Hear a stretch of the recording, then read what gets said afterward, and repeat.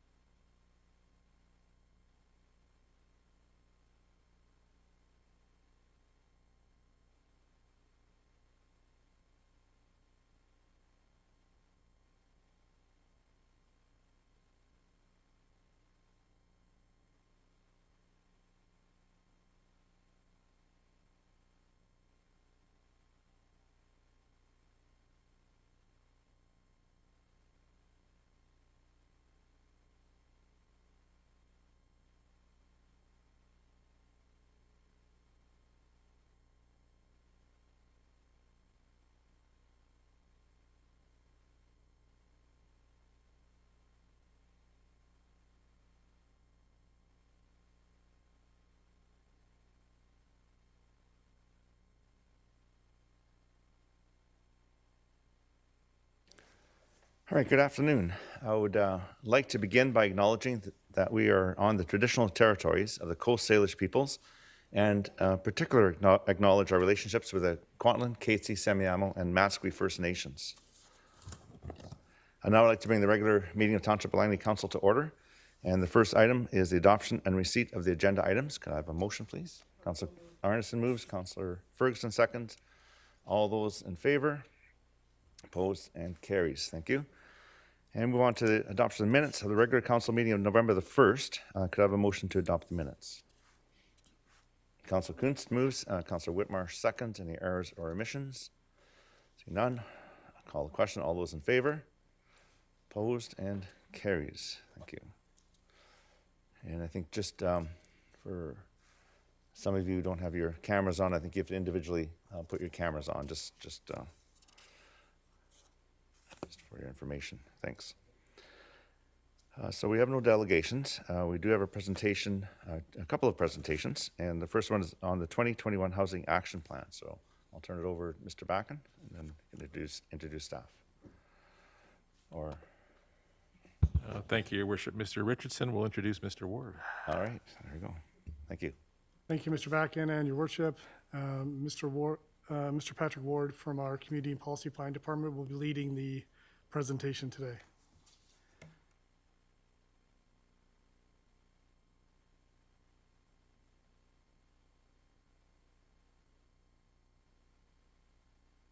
Thanks, Your Worship. As requested by Council at its November 1st meeting, this presentation provides an overview of the proposed 2021 Housing Action Plan. The presentation will review some background information, the process to prepare the Housing Action Plan, the challenges and opportunities that were identified from the research, the proposed roles and responsibilities for the township, and how those roles and responsibilities complement senior levels of government and other sectors, the proposed goals, priorities, and actions identified in the plan, and the implementation framework. So on February 4th, 2013, Council approved the current Housing Action Plan. And on November 9th, 2020, Council received the 2020 Housing Needs Report and then subsequently directed staff to update the Housing Action Plan. On June 28th, 2021, Council received an Emerging Directions Report and authorized staff to proceed with the next steps for the project. The Housing Action Plan presented in the Council agenda is consistent with the report that was presented in June of this year. In brief, the purpose of the Housing Action Plan is to address housing needs and affordability challenges within the township's role as a local government.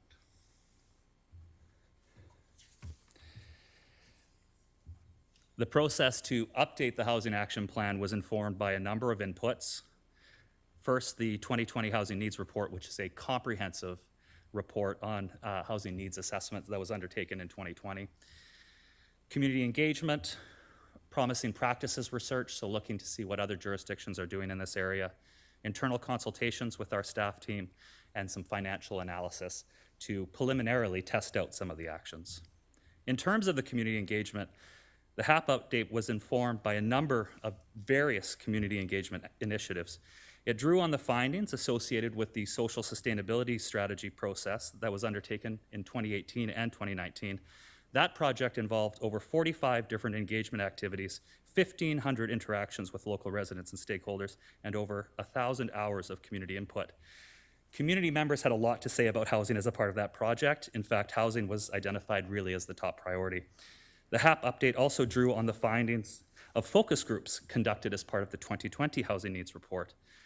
Specifically focus groups with representatives from development industry, the real estate sector, nonprofit sector, and a focus group with people living with lived experience of homelessness.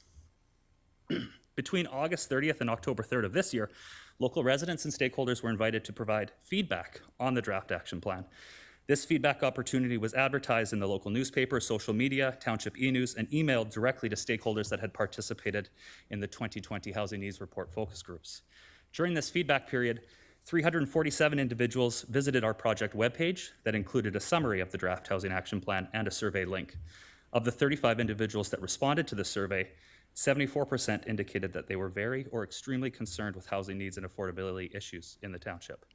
And over 74% of the respondents indicated that it was important or very important that the township take action on each of the priority areas that were presented. In addition to this survey, staff presented the draft housing action plan and received feedback at the September Seniors Advisory Committee, the September Township of Langley Urban Development Institute Liaison Committee meeting, and the September Langley Healthier Community Partnership meeting. The proposed HAP included in Council's agenda incorporates refinements based on the feedback that was received during this period. There are 5 challenges and opportunities that were identified, or at least grouped together as part of the Housing Action Plan. The first is that the township is experiencing rapid growth and development, which is leading to the urbanization of historically semi-rural areas. About 3/4 of building permits issued in 2020 were for multifamily developments. And like the rest of the province and really across the country, the township is experiencing an aging of the population. And at the same time, households with children are expected to grow over the next 5 years. Housing affordability has deteriorated over the past decade. Lone parent and single person households are much more acutely impacted by housing affordability challenges. Homelessness in the Langley area has doubled over the past 10 years. Looking now at the housing wheelhouse, which is the figure presented on the slide here, although the township has some of the most diverse housing in the region, there are gaps throughout this wheelhouse. The wheelhouse is an emerging model for looking at housing and the need for diverse housing in communities. Unlike that more traditional linear housing continuum, the wheelhouse does not place emergency shelter and homeownership on opposing ends of a spectrum. This results in a more inclusive way of considering housing needs in a community. In the township, there's a particular need for more rental and subsidized rental housing, as identified in our 2020 Housing Needs Report, and there is an urgent need for second stage housing for women and children fleeing violence. This is housing where women and children fleeing violence can live independently for about 6 to 18 months after visiting an emergency shelter. Our fourth challenge and opportunity, and really more on the opportunity side, is that new funding from senior levels of government and new legislative tools like rental-only zoning has created new opportunities for local housing action. And then finally, housing is an integral element of complete communities, and there are also other important elements to consider here too. And in this, we are particularly interested in the relationship between affordable housing and affordable transportation options. Housing is a shared responsibility among all levels of government and requires involvement from the nonprofit and for-profit sectors.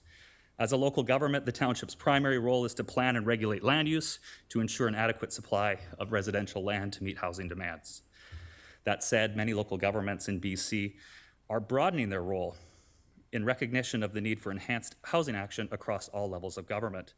As proposed in the Housing Action Plan, we've identified complementary responsibilities in advocacy, convening, and funding.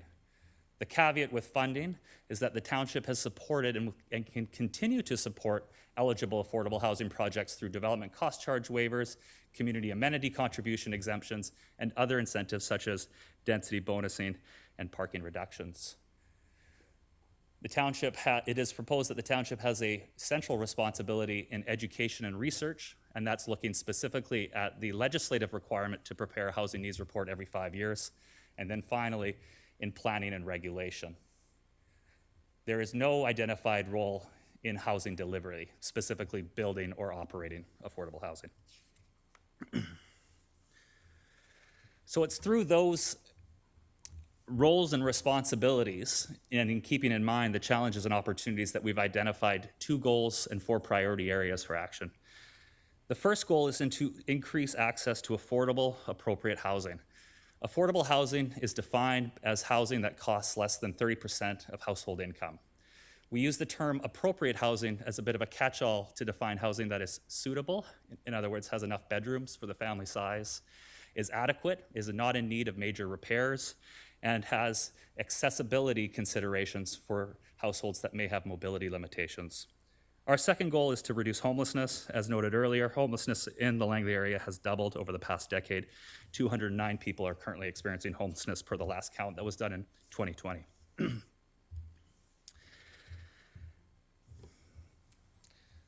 As noted, there are 4 priority areas and 21 recommended actions to undertake over the next 5 years being proposed.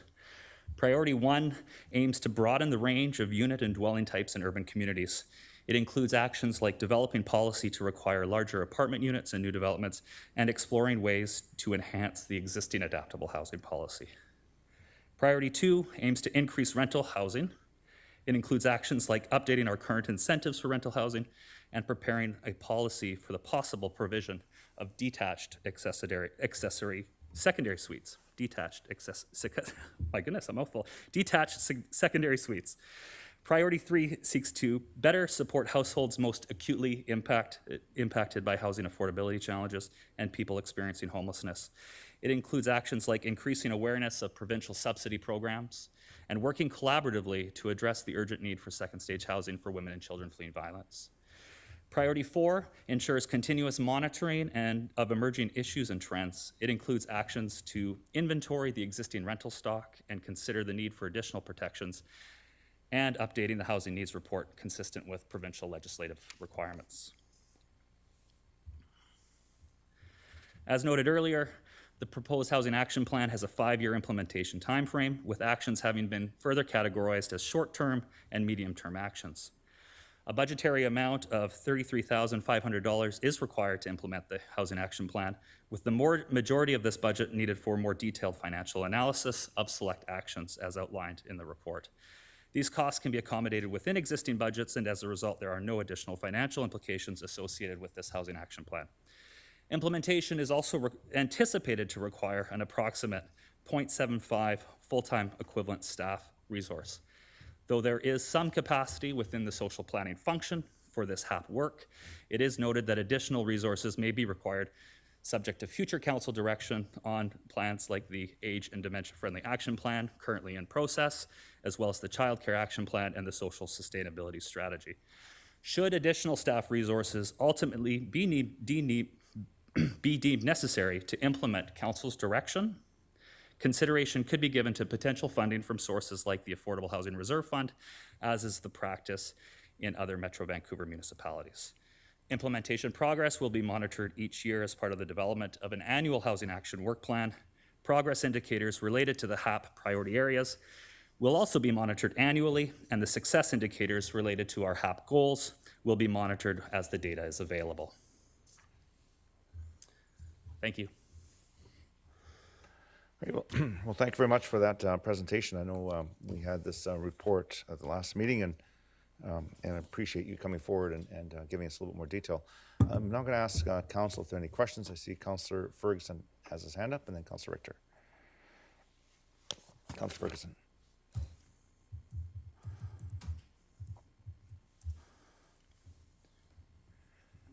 Oh, you'll be first. I'll just ask for your mic to be turned on. There it is. You're on. Well, thank you, Mr. Ward. Thank you for coming tonight, and I appreciate it. Obviously, housing and housing needs and is something that's been important to not just Langley, but throughout the country, I imagine. I think that you've put the nail on the head. What I did want to ask you is, there is, I know you're pointing about deteriorating housing pricing. That's obviously, you're pointing out that as people keep their regular income and subject to year-by-year increases, obviously the price of housing goes up accordingly, about many times above that. And I have children that want to get into housing as well, and it's over their heads, so they have to get a little bit of help from bank of mom and dad, which I think is true everywhere. My question to you is, one of my questions is, there's a formula either provincial-wide for the term affordable housing? That's my question, if I may, through a chair. Yes, thank you very much for the question. That's correct. So the CMHC defines affordable housing in Canada as housing that costs less than 30% of household income, gross household income before taxes. That's not just the cost of the mortgage or the cost of your rent, for example. That would include other household costs like heating, for example. Okay, and my subsequent question, if I may, my last question, is the fact that we're not, the Township of Langley, we're not in this alone. If we're going to do anything, or it's important that we get together with other players, other builders, developers, the province, and many different organizations, so we can work on a avenue for finding some sort of, I know the solution is not easy to get to the some kind of a solution, well, some kind of at least somewhat remedy to the problem, if I may, through a chair. Yes, thank you. The Housing Action Plan places a very strong emphasis on partnerships and collaboration. Thank you. Councillor Richter. Yes, thank you, Mr. Mayor. I had a question through you to staff. If staff have read the Opening Doors paper, which is a recent report of the Federal Provincial Panel on Housing Affordability, and if they have, can they please identify if this report matches what's specified in Opening Doors? Because apparently Minister Eby, the Minister of Housing, the Provincial Minister of Housing, has said to conference delegates last week that if they want to know where the province is going in terms of housing supply, they should read this paper. So I'm wondering if council could get their hands on this paper, and if staff, as I said, have already read it, does our action plan match the directions in that paper? Thank you. Yes, thank you for the question, and through the chair, I think that report is something that we could certainly circulate. Staff have indeed reviewed that particular report, and there are 23 recommendations within that report that are focused on housing supply challenges. So the focus of that report was on the supply side, recognizing that there's a demand and supply side equation with our housing affordability challenges. Of those 23 recommendations in that provincial report, staff identified 3 that are really quite specific to local government. One is to implement development processing improvements, and that's something that this council, I think, has taken leadership on through the development process review, management process review, and subsequent action that has resulted from that.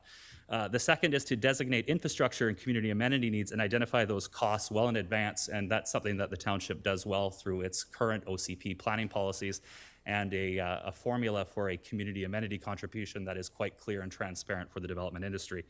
And the third is to offer density bonuses for affordable housing. That's the third recommendation in that report. And that's something that's already incorporated into our official community plan. And the Housing Action Plan, Action 2B, specifically speaks to reviewing that and making those incentives even more clear for density bonusing. Thank you. Thank you for that. Councillor Arneson.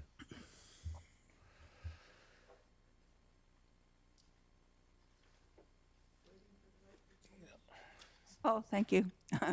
Thank you, Mr. Ward, very much for your report. And actually, it's very helpful, I think, to have the presentation that goes along with the actual text of the report. I did have some comments, not necessarily questions, because it's a very substantive report. And I feel that it's important when in its delivery, you know, some of the commentary for me underlines the action part of the action plan, because I understand it's a contextualized plan and it gives guidance about what is our jurisdiction and what's outside of our jurisdiction, etc. But my comments are mostly, I hope, around the areas that are currently in our jurisdiction. So I think with this updating process, it's really helpful to try and council at the earliest phase, I believe, give direction as to where we see this going. So from my point of view, I'm looking forward to having each and every year, as you've just mentioned, that this is part of our budgetary discussion, to find ways to embed this. Because from 2013 to 2020, almost 2022 now, we've had a continued negative trajectory in terms of the affordability crisis, for example. And I know that a lot of those are market forces that are beyond our control, migration, etc. But the one thing I wanted to mention today in particular, myself and a couple of other councillors went to an event the other day, and it was educating around and providing, some monies for the idea that disabled individuals are very much compromised in our communities because of the lack of appropriate housing for them. And there was a reference by the keynote speaker to the carrot and the stick. I've been accused of saying, we should use the stick more, but here was another person saying in her experience at a senior government level, it's taking us too long to implement those kind of plans.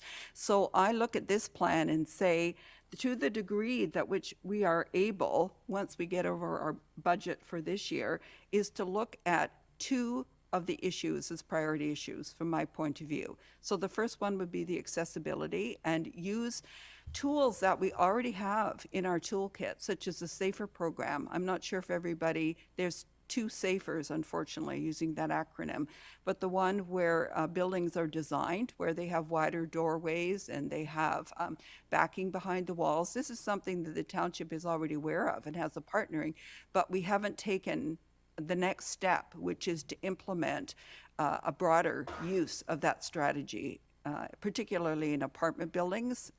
And so I think that that's really critical that we do that.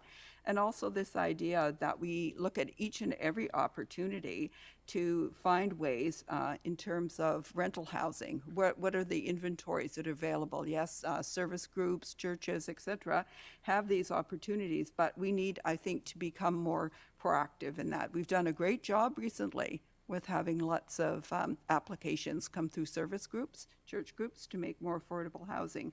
But I couldn't underline that enough as being really critical, because what I note is our jurisdiction and our mandate has historically been narrow, but as you're pointing out, other communities are taking a leadership role in trying to expand that to the degree that they can, and make sure it creates so much dysfunction and hardship for families if we don't have an appropriate housing stock for individuals to live. And even 1 year or 2 years or 3, I think is too many in terms of the crisis that we already have. It's the #1 identified crisis across the country. And so I'm really optimistic that the Township of Langley, with the leadership of council as well as collaborating with staff, that we can work more aggressively towards this end goal, because I think it's really important in terms of the kind of life that individuals in our community, current and future, will enjoy. So thank you very much for the report. I do appreciate it. Thank you. Councillor Whitmarsh. Thank you for your presentation today. I had a question with regards to rental housing. And I know at the start of, I think it's on page 20, when you talk about the priority of catalyzing rental housing, one of the comments in there is that we have we don't have as many rental options in Langley compared to other communities. And I'm just wondering why you think that might be compared to other communities, and if some of the things, that we're doing, you're starting to see, maybe even in the last 2 or 3 years, you're starting to see us increasing those rental opportunities? Right, thank you for the question. In terms of the relative fewer rental stock in the township compared to some other jurisdictions, probably has most to do with the timing of the greatest extent of development here in the township of Langley. Most of the rental stock in other parts of the region is an older rental stock. It was built before there were strata provisions that would allow an apartment building to be stratified, for instance. Really across the entire region, across the country, it's challenging to build new rental stock because a strata development is often the preferred for the private industry. So it's largely timing. Many municipalities across Metro Vancouver area have been working hard to get more rental as well, and it's been a challenge moving forward.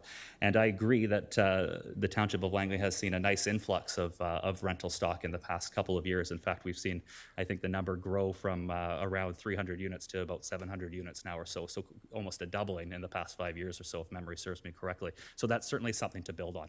Right. So just, I know there's some different suggestions and actions that are suggested. Some of them seem to center around buildings that would have a portion of them set aside for rental, while the others might be condos for sale, that sort of thing. And then there's the idea of having sort of entire buildings that are designated rental. And I'm just wondering, from your experience or what you're seeing in the local area, if there's sort of one way that seems to be more preferred over another in terms of increasing the number of rental units that we might have available to us. Right. So the ability for local governments to say that this entire building has to be rental only is a relatively new provision. I think from 2018, the province introduced rental-only zoning legislation through the Local Government Act. So it's largely a bit untested. Most municipalities across the region are using or exploring the model where a subset of units within a strata building are designated for rental units. Typically called like an inclusionary zoning, where a certain proportion of units are set aside for rental, or even non-market rental with lower rents. Right. Okay. So no thoughts on which one might be help to generate more units. It seems that it seems painstakingly slow when we go with this inclusionary method of setting aside a certain portion, and it seems it takes a long time to build up an inventory. So I'm just wondering if there's any thoughts around that, or are we just too new to know what rental zones might actually do for us? Well, I think it is an element of newness. The inclusionary zoning, what that does is help to capture the market, and as we're aware here in Langley, we've got a lot of growth. So there is that opportunity to capture some of that growth as part of an inclusionary process. If you were to designate certain parcels of land, for instance, or certain blocks for rental-only zoning on an entire block, it's possible that we might not see the uptake of that development, at least in the immediate future, just because I think the market still prefers generally a strata form over a rental. Right. Okay. That's helpful. Thank you. All right, thank you. I don't see any other questions from council, so thank you again for the presentation, and we'll move on to the referred motion under D. There is a motion that was referred to this meeting that council endorsed the 2021 Housing Action Plan and presented as attachment A to this report. Could I have a motion? Councillor Whitmarsh, second by Councillor Arneson. Any discussion? Seeing none, I'll call the question. All those in favor and opposed? Councillor Woodward is opposed, and it carries. Thank you. And now we move on to another presentation. It's the Draft Metro 2050 Regional Growth Strategy Update. And so we'll have a presentation, and then there are some accompanying motions.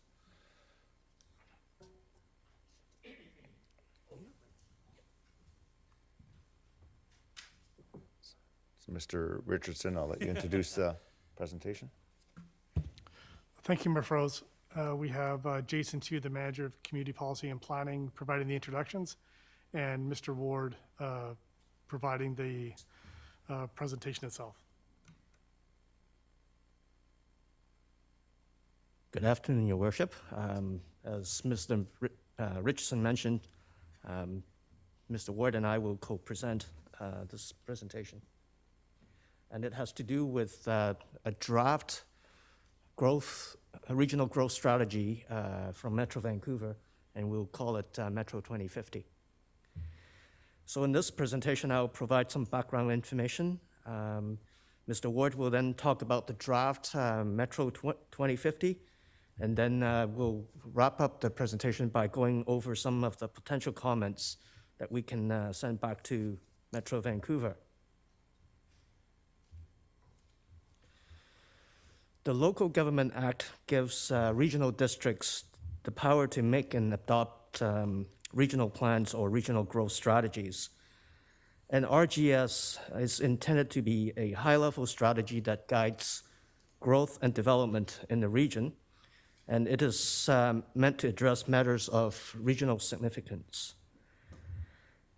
And RGS is linked to local and municipal plans through a regional context statement in the OCP. As a legal instrument, the RCS identifies the relationship between the RGS and OCP policies.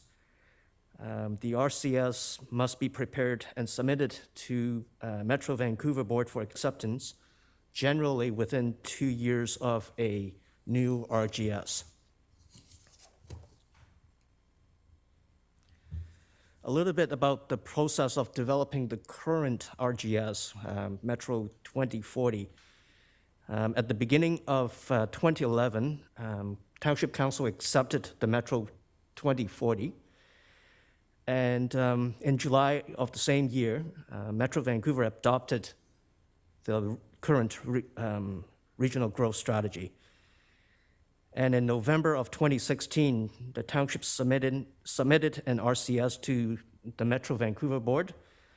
And shortly that month, Metro Vancouver Board accepted the township's RCS.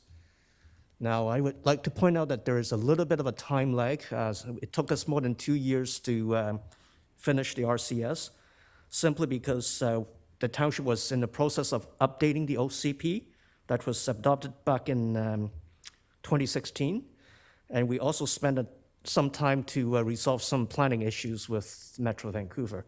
That's why it took us a little longer. Now, with the current update, Metro 2050, the project actually started back in 2019. The board basically initiated the update with a lot of background information and consultation.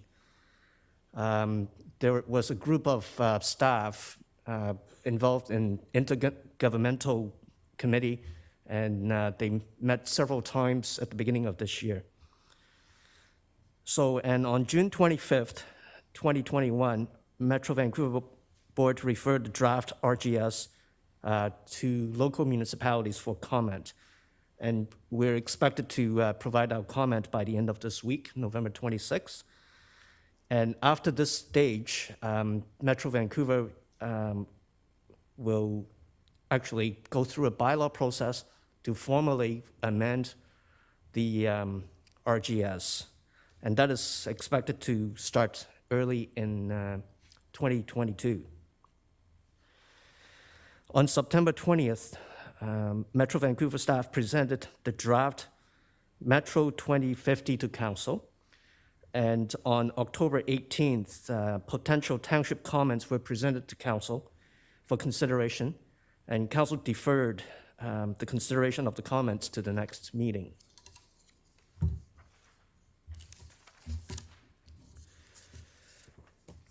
At the last meeting on November 1st, Council referred to staff for a presentation of Metro 2050 at the next regular Council meeting, and that's why we're here. Now, with that background, I would ask Mr. Ward to go over some of the details of Metro 2050. Thank you. Yes, thank you. So the purpose of the RGS update is to extend the planning horizon to the year 2050. It is to respond to issues like climate change, social equity, and housing affordability, and it is also intended to integrate with TransLink's ongoing process to update its transportation strategy, Transport 2050. The overall structure of the draft Metro 2050 is consistent with Metro 2040. It really can be seen as a light or minor update. There are no changes proposed to the urban containment boundary or any of the regional land use designations. just looking at the key sections of draft Metro 2050, which again are truly consistent with Metro 2040 in terms of their structure. Section D describes the core policy tools, those being the urban containment boundary, the regional land use designations, and the regional overlays. The urban containment boundary is a stable, long-term, regionally defined area for urban development. In the general urban area, residential neighborhoods with supportive commercial and community uses are intended, including mixed-use developments. Industrial areas are intended for industrial activities, things like warehousing and manufacturing. The employment area is intended for uses like light industrial and other employment uses like office developments. In the rural area, low-density forms of residential uses are intended, as well as agricultural uses. In the agricultural designation, agriculture is the primary use. Within the conservation and recreation areas, those areas are to protect significant ecological and recreational assets within the region. Regional overlays are overlays that are put over top of these regional land use designations that give them special significance. Urban centers and frequent transit development areas are really intended for more intensive forms of development, as they tend to be located near or in proximate areas to transit infrastructure. The major transit growth corridor is a new overlay that's being proposed to the regional growth strategy as part of this update. It identifies areas along the major transit corridor where new frequent transit areas may be considered. Again, areas that would be subject to more intensive forms of development. Section E outlines the 5 goals along with the strategies and actions to advance those goals. There are many actions that municipalities must consider through its regional context statement as outlined in this section, and most updates to the regional growth strategy are really contained within this section E. Section F describes the procedures for implementing and amending the regional growth strategy. Just looking at some of the key updates as part of this process, Metro 2050 is bringing enhanced clarity around its urban centers and frequent transit development areas framework. It's bringing stronger alignment of planned locations for growth through this major transit growth corridor overlay that was noted earlier, including a proposed corridor along 200 Street between Willowbrook and the Carvolth area. There's more explicit integration of equity outcomes, particularly in the areas of housing and equitable access to nature and recreation facilities. There's emphasis on building relationships with First Nations and stronger protection of industrial lands through another new overlay around trade-oriented lands. This will be an optional overlay for municipalities to consider where they may want to see larger parcels for industrial development maintained to protect some of our key warehousing and distribution areas. There's stronger climate action being proposed under draft Metro 2050, really looking at our collective actions as a region to reduce greenhouse gas emissions. There are targets to protect 50% of land for nature and achieve 40% tree canopy within the urban containment boundary. There's also a target that 15% of new and redeveloped housing in urban centers and those frequent transit development areas be affordable rental housing. For these targets, we note that not every municipality or member jurisdiction will have to absolutely achieve those targets. This is really about our collective contribution to those targets in a region, recognizing that some areas within the region will have more urban forestry, for example, and others will not. And then finally, there's additional policies to encourage transit-oriented, affordable housing and protect existing non-market rental units. As part of Report 21-120 that was received by Council on October 18th, there were 5 proposed comments that were presented for consideration, comments that could be forwarded to Metro Vancouver for their consideration as they continue to refine and update draft Metro 2050. The first comment is really a broad comment with respect to the scope of some policy actions that are identified. For instance, there is a policy action that is requesting through an OCP that municipalities look at things around best practices for invasive species, for example. We're certainly not saying those aren't bad ideas. We're simply questioning whether those belong in a planning document that is intended to manage human settlement and is meant to have a regional scope. So we're just asking that Metro just re-review the entire document for those items that may be out of scope for this regional growth strategy. The second comment asks municipalities, The second comment is with respect to a particular policy in the plan, in the draft plan, 2.312C6, which asks municipalities through their regional context statement to include policies that protect the supply of agricultural land and strengthen agricultural viability, including those that align OCP policies and zoning regulations with minister bylaw standards and ALC legislation regulations. This is similar to comment 1 in terms of scope. As a policy-oriented document, references to such regulatory provisions are really not appropriate in staff's opinion in a regional growth strategy.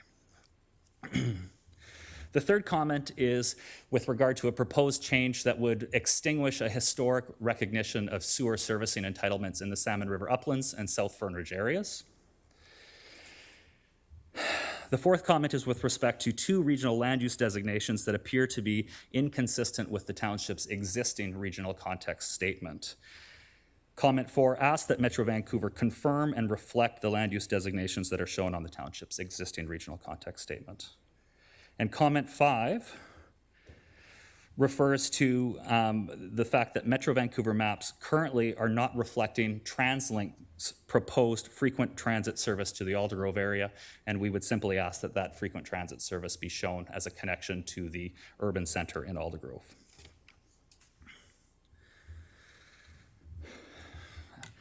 At its November 1st meeting, an amendment was considered and referred, which is a component of this presentation. It's staff's understanding that this amendment would be a 6th comment to be forwarded to Metro Vancouver if it were endorsed by council. Staff won't read the full amendment here because you've got it in your agenda package. And similar to this slide here, with an amendment to an amendment shown at the bottom of this slide, but also included in the agenda package. The proposed amendment is referring, as staff understand it, to the lands outlined in the red box on the screen there. The map on the screen is the land use concept plan from the adopted Williams neighborhood plan. As shown, these lands are actually subject to 3 land use designations in the Williams plan: gateway, mixed use commercial, and neighborhood commercial. Commercial uses and multi-story buildings, so retail uses on the ground floor with offices above, are accommodated within each of these designations. Residential uses are not accommodated in any of these designations. The designations in the Williams plan are consistent with the current mixed employment designation in the regional growth strategy and the proposed employment designation in draft Metro 2050, which permit light industrial, commercial, and other employment-related uses, but not residential uses in this circumstance. As staff understand it, the proposed amendment is to include a comment in the township submission on draft Metro 2050 to Metro Vancouver that, if ultimately incorporated into Metro 2050, would allow residential uses as part of a mixed-use development at the subject location.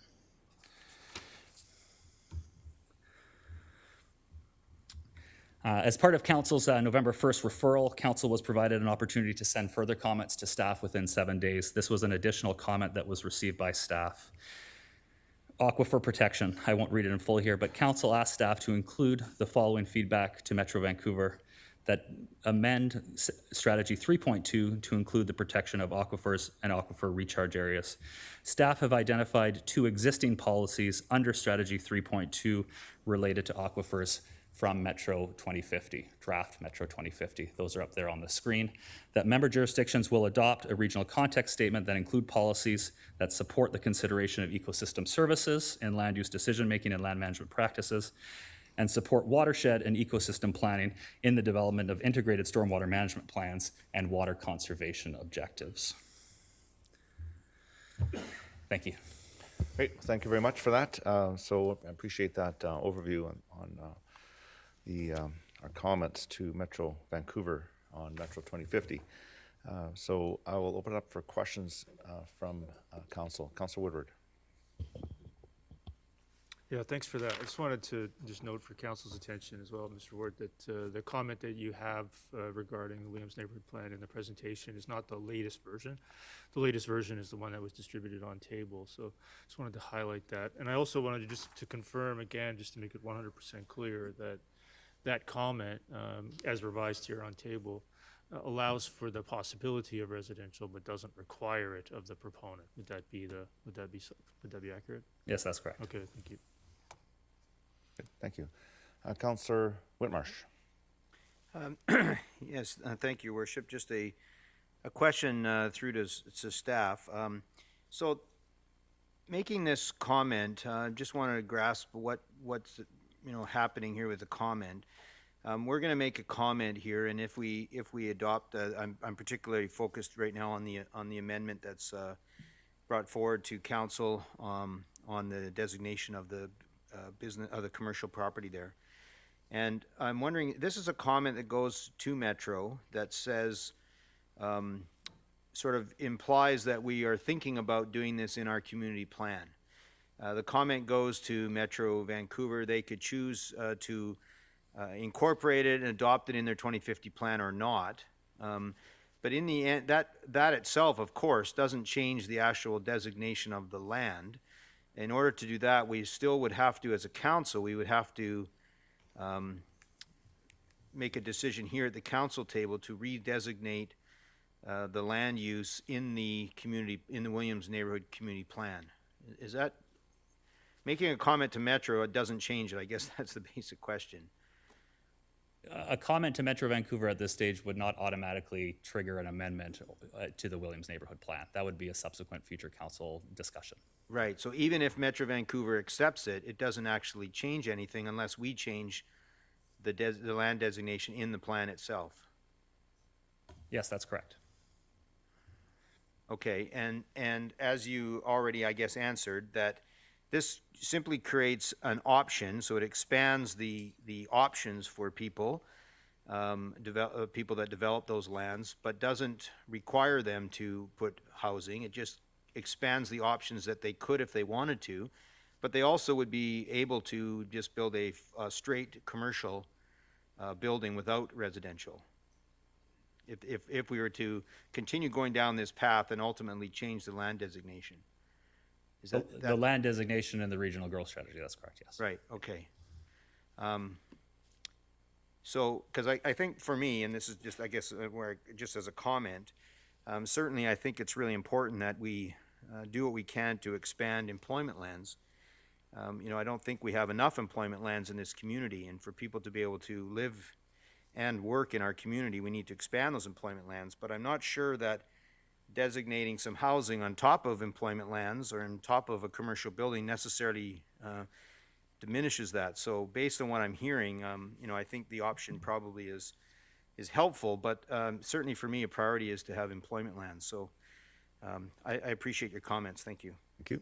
Councillor Richter. Yeah, I just want to go back to the slide that shows what happens on the tree canopy and the aquifer recharge. I want to make sure that what's going forward to Metro captures what was intended. Okay, so basically the motion that was there, council asked staff to include the following feedback. To include protection of aquifers and aquifer recharge areas, as well as existing tree canopy coverage in aquifer recharge areas. Is that captured by the information that's on the bottom half of this slide? As staff understand it, that comment hasn't been a motion of council at this point in time. It was something that was emailed to staff within the 7 days. What's on the slide there in italics is content from the existing draft Metro 2050 that staff have identified for council's information. So we're providing this as context for council's information on provisions that are already within the draft Metro 2050. Okay, then it's 2050 is not going to protect our aquifers and our watersheds because Metro just made a decision under 2040 to allow Surrey to take 660 acres out of a special study area and convert it into light industrial, big box, retail, whatever it is that they're going to put there. That's over the recharge for our Brookswood aquifer. So what is in 2050 that says that they will be protecting watersheds? And that's important to us going forward because we rely 50% on the watersheds, the aquifers that are within our boundaries as we use blended water. So I'm not comfortable relying on Metro's wording because I don't think Metro's wording is strong enough. I'm saying what we should be putting into this document is a request for stronger language around protection of aquifers and aquifer recharge areas. Okay, thank you. Okay, but can I get an answer to that? It was kind of a long question, I know, but So, I'm not happy that this covers what the intent of what I wanted to have covered. thank you. Yeah, so specifically, does 3.2.7C capture what Council Richter was intending with her potential amendment or comment, I should say? Consistent with the nature of a regional growth strategy, which is intended to be broad, covering the entire region, the policies that were identified provide the protections that were, I believe these policies are consistent with what's in Metro 2040 at this time right now. I think that's a question for council to deliberate on whether these existing policies are sufficient and whether council would want to add an additional comment going forward to Metro that they consider further policies. Okay. Well, that's precisely what I would like to do, Mr. Mayor. Yes. And so I'll let you go through the rest of the speakers list, but I'd like to come back and I guess I'll put that amendment forward that staff and ask staff to forward it with their comments. Yeah, that's so. What we'll do is we'll go through the questions for staff on the presentation, and then we're going to go through the process of the motions, and there'll be opportunity at that time. So thank you. Okay, thank you. Councilor Arneson. Oh, yes, thank you, Your Worship, and thank you, Mr. Ward, again, and Mr. Chu for putting this together. I did have some comments. So the first comment that I have, but I do have a question. So in terms of the list of the grouping that we have of what the township concerns are, where we apparently are inconsistent or are looking for a different interpretation or a wording there, I wonder if you could expand upon this concept of historical entitlements. I mean, I generally understand what that means, but could you be more specific as to what that is in the view of the Township of Langley and what that would facilitate going forward? So this is within reference to comment number 3 in attachment B, I believe. Yes, thank you. And through the chair, certainly, as it stands right now, Metro 2040 includes policies that are very specific to a unique circumstance within the Township of Langley, and specifically the Salmon River Uplands area and the South Fernridge areas. Those areas are permitted to have access to sewer servicing. It was something that was always envisioned, even going back to the Livable Region Strategic Plan, the plan that predated Metro 2040.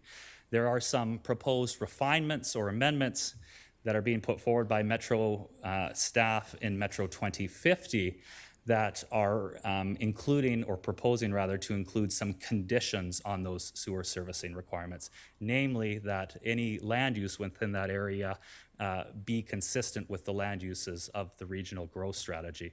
Staff feel that there might be some inconsistent land uses within that area that may be legally non-conforming uses, for example, historic uses that should be entitled to those sewer servicing if needed. So essentially, Metro Vancouver is attempting to add some conditions to that sewer servicing, and the comment here is just to leave it the way it is and allow sewer servicing to be provided without those conditions. Okay, so my broader comment about that is, in my opinion, there are many historical entitlements that should be reconsidered at some point, not necessarily these ones, but in light of global warming, climate change, flooding, etc. There may be conditions that are embedded in Metro's planning that precludes us from being able to carry on in the way that we have anticipated historically. And I think that that would be true for many communities. So I would be interested to know, obviously, what other communities have to say, although I know we're a unique existence in the Township of Langley because we have so many waterways here. I guess my other question is having to do with the amendment. And I'm trying to structure it so it is like a question, but it requires some background. And I got information from staff just to refresh myself today. In 2018, when we passed we passed the Williams Neighborhood Plan amendment. There was an amendment, and it was to create a special study area so that we could have a review of potential mixed use there in the future. That was actually defeated, and therefore, I voted for that because I thought it was a good idea. So I'm not putting forward today that I'm in favor of commercial development, single-story use, all of those kind of things. But for me, one of the intervening questions is this concept: how do we identify and understand the degree to which an allowance of adding housing to that component could in any way conflict or undermine what I thought the intention was of putting so much commercial development there? I don't know what the answer is. I'm not a consultant. I don't make those kind of analyses.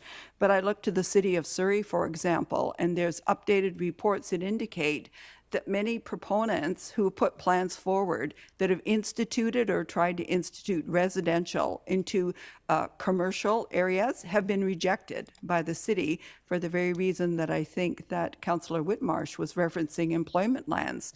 Because to me, it seems the slippery slope could potentially be, and why I prefer a special study area, is that if we are putting that forward as an opportunity, then we're going to leave it to a council of the day to make that determination. And I would like to have more certainty about what that outcome would look like. I think I agree. We have a lack of employment lands, considering the projections for our population. We're now apparently relying on what they're doing over in South Surrey to provide jobs for people in Brookswood. And I think that we really need to focus on some kind of updating process so we have a more comprehensive and up-to-date understanding of what that would mean. Because in the event that, and I could be totally misguided, maybe it would have no impact whatsoever, but I was trying to glean today information about the way that we carefully craft and balance the income streams that we have from commercial, industrial, and residential. And I in no way want to do anything that would diminish that very strategic balance that we have. And I don't know if this couldn't be an unintended consequences of doing that. So those are just my comments. And if there's a question there that you'd like to respond to, maybe you put your mind to this yourself. I think Mr. Backen has a few comments. Thank you, Your Worship. Just a quick comment as to the issue of entitlements. I mean, it's a very fair comment in terms of the need to review them in the context of the current climate issues we're facing. There's another perspective, however, and that is that these are things that we effectively bargained for and paid for historically, that if they're to be taken away, we think we should be receiving compensation. They certainly couldn't be unilateral, but there should be some corresponding compensation or consideration for those things, such as perhaps a reduction in contributions to overall infrastructure maintenance at the regional level. Those are the things that we're really pointing out, that we want to maintain those entitlements, not have them unilaterally taken away, but taken away through a process where our contributions were recognized. Thank you. I agree. Okay, thank you. Councillor Ferguson. I didn't hear Fraser Seward's area in that comment. Thank you, Mr. Ward and Mr. Chu, and to a lesser degree, Mr. Richardson, your comments today. I think that I wanted a little bit of, I wanted to just quickly mention history in a sense that where are we now versus where we were at the beginning of the process. I'm not sure, Mr. Ward, you or Mr. Backen might want to answer. When we first came into the region and worked on the major processes of delivery of water and sewerage and regional parks, planning came on board. If I mean to say that, and we at the township had an agreement with the Metro Vancouver people that they either changed or they weren't happy. If I may, historically, is that not correct? And what happened with that? We had that court case, and then what did we agree upon, and where does that fit with where we are today, if I may? If you can try to, hopefully you know where I'm going. Mr. Backen might be there. Mr. Backen, go ahead. Thank you, Your Worship. If I was to paraphrase, I would suggest that the issue was a determination of who has the authority to, craft and implement their regional context statement. And I think the concern of the township was it seemed that there was, again, something that could be unilaterally imposed upon us as opposed to something that we either participated in or had the right to determine. And the process actually indicated that we have the right to determine that within the context of the Liberal Region strategy. So that case then allowed us to actually review our overall policies, and resulted in some of the issues or some of the comments being made that are still a bit of a work in progress. However, it gives us much more strength in dealing with some of those issues. And in fact, that's why I believe Metro Vancouver was kind enough to come forward and have that actual presentation that outlined their interpretations and invited us to provide our interpretations, which are the subject of today's discussion. Yeah, and I want to just add to your comment, to your answer. I'm going to add to your answer without you commenting, because I know I'm not asking another, is the fact that then the region said, well, that might have been the case, but we're not sure if the courts understood how the Metro Vancouver works, how regional districts work. So they said, well, they couldn't have, the courts couldn't have got that right. So they appealed, and the Township of Langley won again. And Mr. Mayor, you were there as well. And now I believe we're in a much better place, I think, with Metro Vancouver. I think they understand that Langley is a unique community. So my question is, and it keeps coming up, now what we do with our comments, Metro Vancouver could either receive them or accept them, or just put them as far as in the process with other communities. Is that the way the staff sees it, if I may, through a chair? Yes, that's correct. So these comments would be received by the Metro Vancouver Board. Presumably, it would be up to Metro Vancouver staff to review all of the comments being received and how best to go about integrating them, or not integrating them for that matter, in an updated draft. And then that draft will be turned into a bylaw format that will then be considered by the Metro Board. If it's favorably considered by the Metro Vancouver Board, it would then subsequently be referred to member jurisdiction councils for formal adoption through resolution. Okay, so I think I kind of knew that. Now the elephant in the room, or whatever you want to call it, is the fact that what can you do with I'll call it industrial commercial. Many of the folks in the industrial commercial, they don't like to work with residential. They have their own catchment. But having said that, I believe that other communities, Burnaby, Vancouver, have been able to do big box, Walmart, Costco, Canadian Tire, and the list goes on. Perhaps Home Depot, I'm not sure. And they're able to also have either above them or surrounding them an awful lot of residential. Has staff looked at that at all, as putting another model in, or regional district staff to discuss those, if I may? There certainly are examples of different types of mixed-use developments throughout the region, and those continue to be explored and learned upon as we go through the neighborhood planning processes. Okay, so I know that's something that we're asking for, we're looking at. I don't expect you to have an instant answer, but it's something that we're looking at. Thank you. Thank you. Councillor Richter. Thanks, Mr. Mayor. Are you ready to entertain motions now? Not yet. I still see hands up, and then I'm going to go through a bit of a process. So I haven't forgotten you. You're still, okay. I have a little list here. Not to worry. So I'll go through Councillor Whitmarsh. Did you have a second question? Yeah, thank you, Your Worship. Just a question through to staff on continuing on the discussion around the 216th and 80th lands there in the Williams neighborhood plan. Is there anything that we should be aware of as council that might already be being discussed or happening on those lands that might be impacted by us adding a statement like this? And I recognize that this is just a statement that we're making. We're not making any changes to land designations. But is there something happening on that land already, or works that are being undertaken, or staff discussions that this kind of statement might cause some kind of negative reaction from those who own the lands or anything like that? I don't believe so, but I'll defer to Mr. Richardson. Thank you, Mr. Ward. Thank you, Councilor Whitmarsh, for the question through the chair. There is an active development application on the subject lands that is proposing a plan amendment, a rezoning, and development permit for uses that are, with the exception of the boundary changes within those three designations, aligning with the designations of those lands.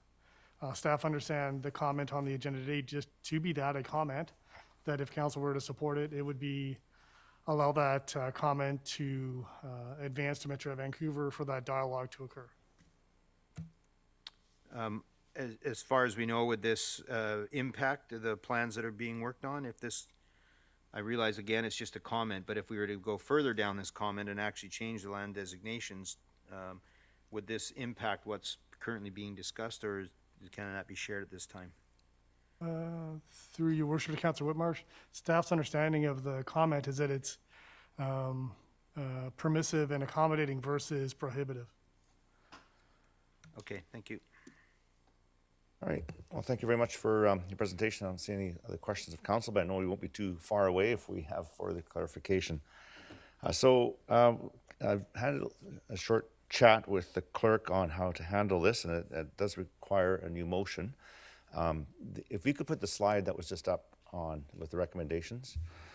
So one way of handling this, rather than going through amendments, is to deal first with staff's recommended 5 comments, and then I would go to Councillor Woodward for a motion for additional comments, and then to Councillor Richter for a motion for additional comments, and we can take each one as separate motions, and rather than trying to amend. If there's any amendments, if council agrees, we move these 5, deal with these 5. If we're fine with them, then pass it and then move on to subsequent motions, which would be additional comments that would go with it, or be comment 6, 7, 8, 9, 10, whatever you want to do. So with that, and I understand, Madam Clerk, that we require a motion, even though when these were referred as new motions. Yes, as it was referred, Okay. so we do need a new motion. Okay, so if council can bear with me, we'll deal with this, and then I'm going to go to Councillor Woodward, and then I'll go to Councillor Richter, and we'll deal with those as motions rather than amendments. But then there would be additional comments to the Township of Langley's submission to Metro Vancouver. So that I would ask for a motion. That is the referred motion says that council authorize staff to forward the comments on the draft Metro 2015 in the form substantially presented as attachment B to this report to Metro Vancouver Regional District. If I could have a motion for that. Councillor Woodward, and seconder, Councillor Whitmarsh. So any discussion on the motion? I don't see any hands, so I'm going to call the question. All those in favor? And any opposed? Councillor Arneson opposed, and so it carries. Thank you. So now I'm going to go to Councillor Woodward, and Councillor Woodward has provided some more clarification. So I'm going to turn it over to Councillor Woodward to present his motion.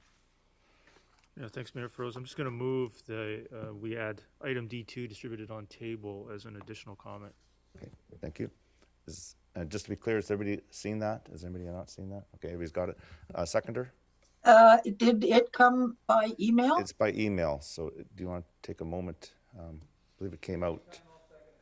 Okay, Councillor Ferguson seconds it, and Councillor Richter, I'll let Councillor Woodward speak to it. I think it's substantially the same as what you see in the agenda, but there are some changes. So Councillor Woodward, perhaps you could speak to it and point out the changes. Great, Thanks. yeah, thanks. So from the one that's in the agenda package here today, there's a slight softening of the language. The accordingly subject lands not supported paragraph has been removed and slightly altered with the replacement paragraph that softens some of the language and adds an additional rationale for this particular subject lands around proximity within existing or approved university districts, what this land would qualify for. So that restricts the precedent-setting nature of the proposed comment. It would be very specific to this area of the Township of Langley. I don't know other jurisdictions would qualify, but the intent here is to try to limit the scope of the comment to Metro Vancouver. To me, the rationale is pretty clear. I'd like to, it's brought up in last meetings, I'd like to provide the proponent and the Township of Langley some possible flexibility around adding some residential to this particular corner of the Williams Neighborhood Plan. Right now, Metro Vancouver and the regional context statement prevent the proponent from even considering it.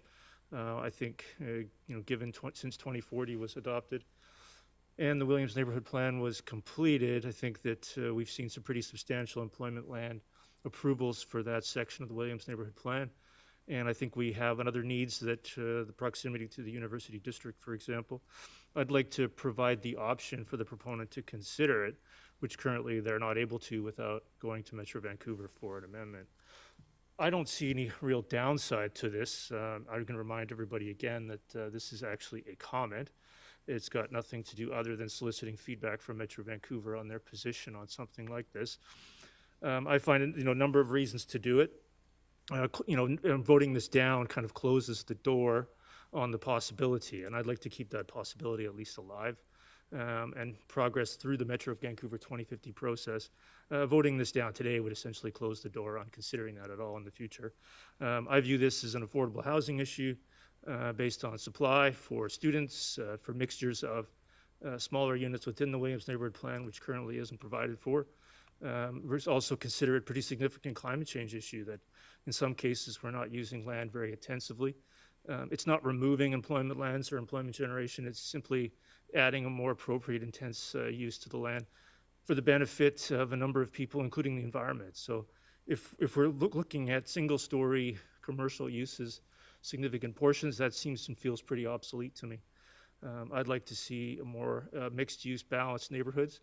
And I think that all the uses and all the needs and all the desires of the Williams Neighborhood Plan can be accommodated with this small comment to Metro Vancouver. So I don't see any reason to vote this down. I'll look forward to some feedback from council colleagues, but this really is just a comment to solicit feedback from Metro to provide the possibility.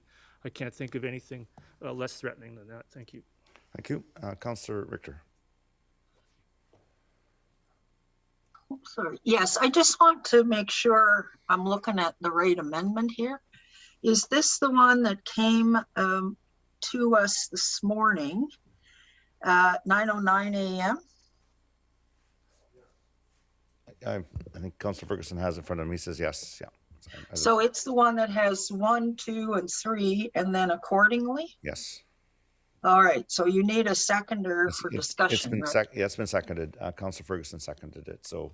Okay. So, yeah, so okay. Well, I have a question about this.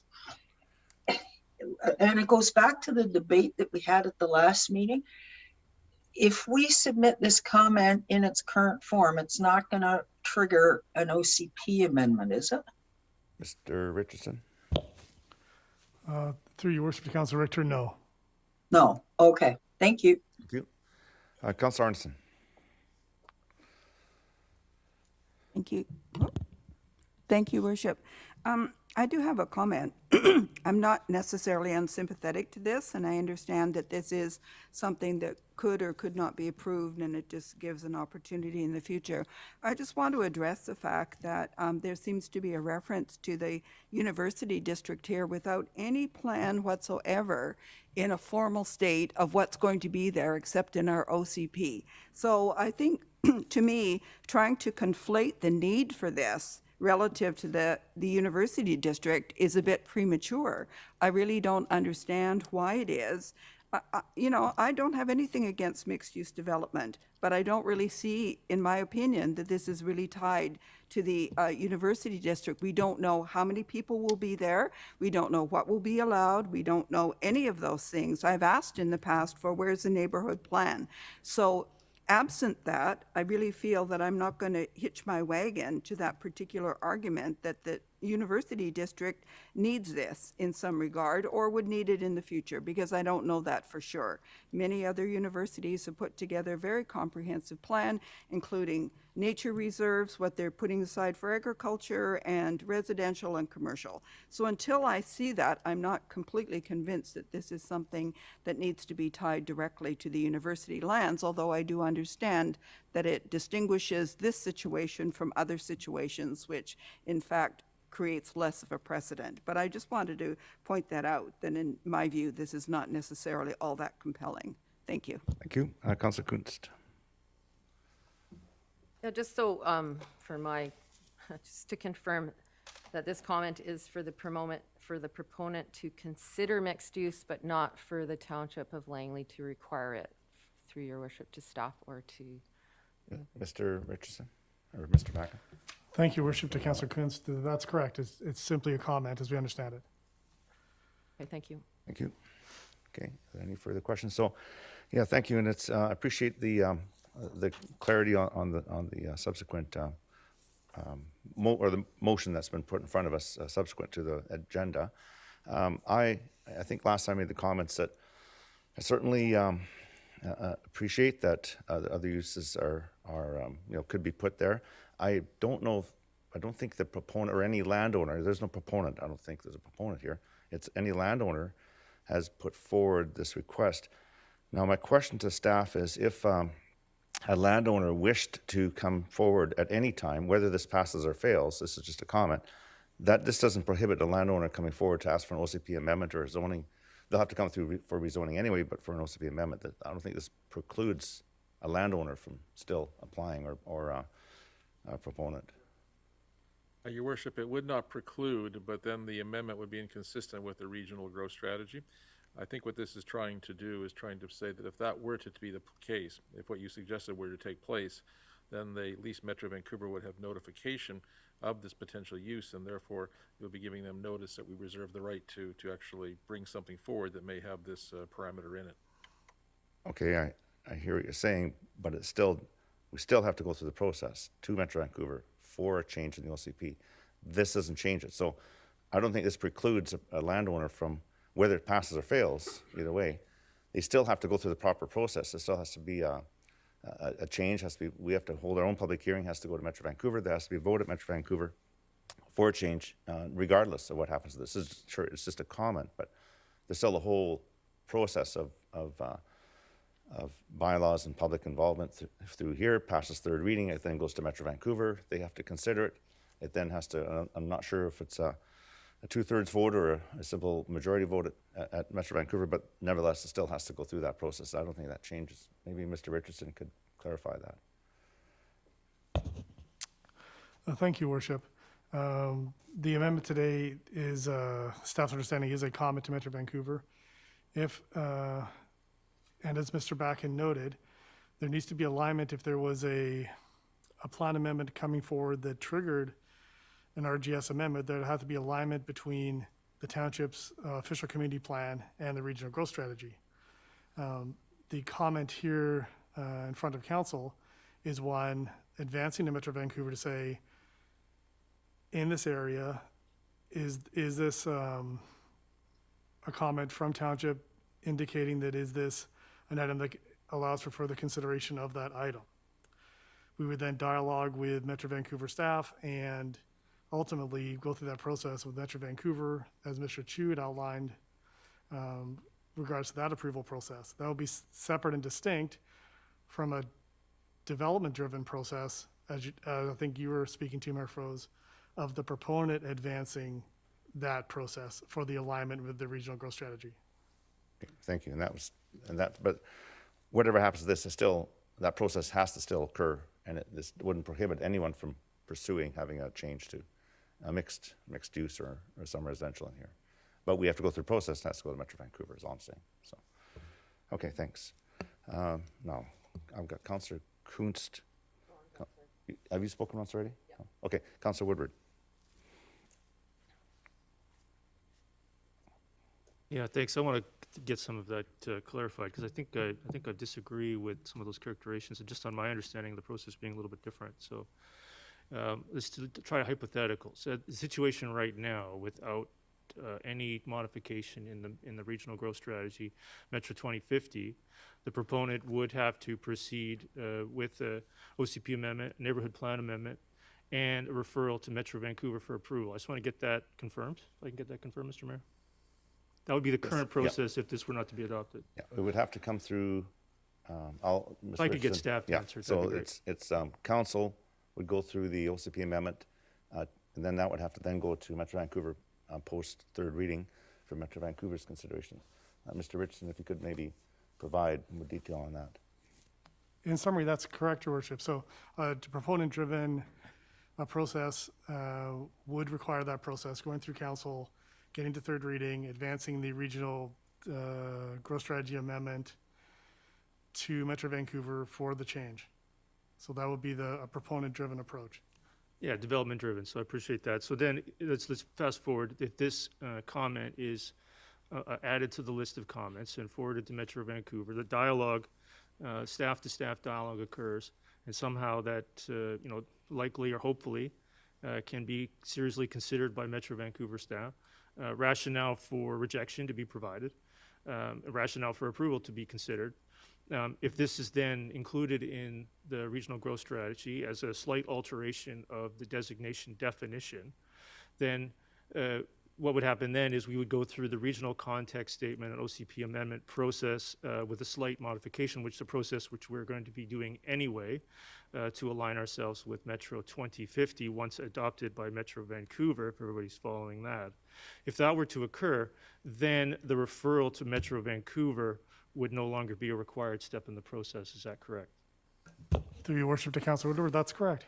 Okay, so that is the point that I'm trying to do with this comment. I'm trying to go about it with the right process, have our staff work with Metro Vancouver staff based upon a comment to see what Metro Vancouver's feedback is on the possibility of adding for the possibility of maybe adding some residential to this land to make it more intensive, more environmentally responsive with mixed-use housing. I can't think of a closer place to live to employment than above it. So to me, there's really no reason to oppose getting feedback from Metro Vancouver. I don't really understand why we would say later on that a proponent can simply apply for the NP amendment and referral to Metro Vancouver when this council may or may not be about to just vote this down. Who's going to do that? I mean, that, to me, this is closing the door on it. No proponent is going to do that. I can't think of a proponent that's going to do that with clear direction from this council potentially today, that it doesn't even want to consider a comment to consider what Metro Vancouver might say about it. So, I mean, I don't really accept the premise that somehow a proponent down the road is going to have that option, at least with this council. So I think for me, I'd support it, obviously. I would hope that council sees the logic in getting some feedback from Metro to eliminate that step and bring back some land use control to the Township of Langley for what we may or may not want to consider on our employment lands within close proximity to a university district, which is in the ALR and surrounded by the ALR. So housing is very problematic for them to consider. This is the closest significant urban land we have to the university district. Why we wouldn't want to have the potential to add some housing down the road in partnership with the proponent is beyond me, so I hope the council supports it. I won't be able to speak again on this amendment, additional comments. So for me, it's pretty important, and this is closing the door. If this is voted down, there will be no process later on as outlined by the mayor. Thank you. Thank you. Councilor Ferguson. Thank you, Mr. Mayor. I did want to ask a couple of quick questions before I make a comment. My quick question, under the zoning for employment lands, Mr. Richardson, are folks able to put things like, I guess, higher level recreational uses like rinks, arenas, cultural centers, performing arts centers, and the like, if I may, through a chair? Mr. Richardson. Thank you, Worship. Through to Councilor Ferguson, the language of the plan indicates they're for employment generating lands. They're intended for employment generating lands. Whether the majority of the lands or a component of those lands were for a facility that was considered employment generating as the ones you described, potentially, but that's not the overall intent of that, the designation. So that's like a kind of a gray area, if I may?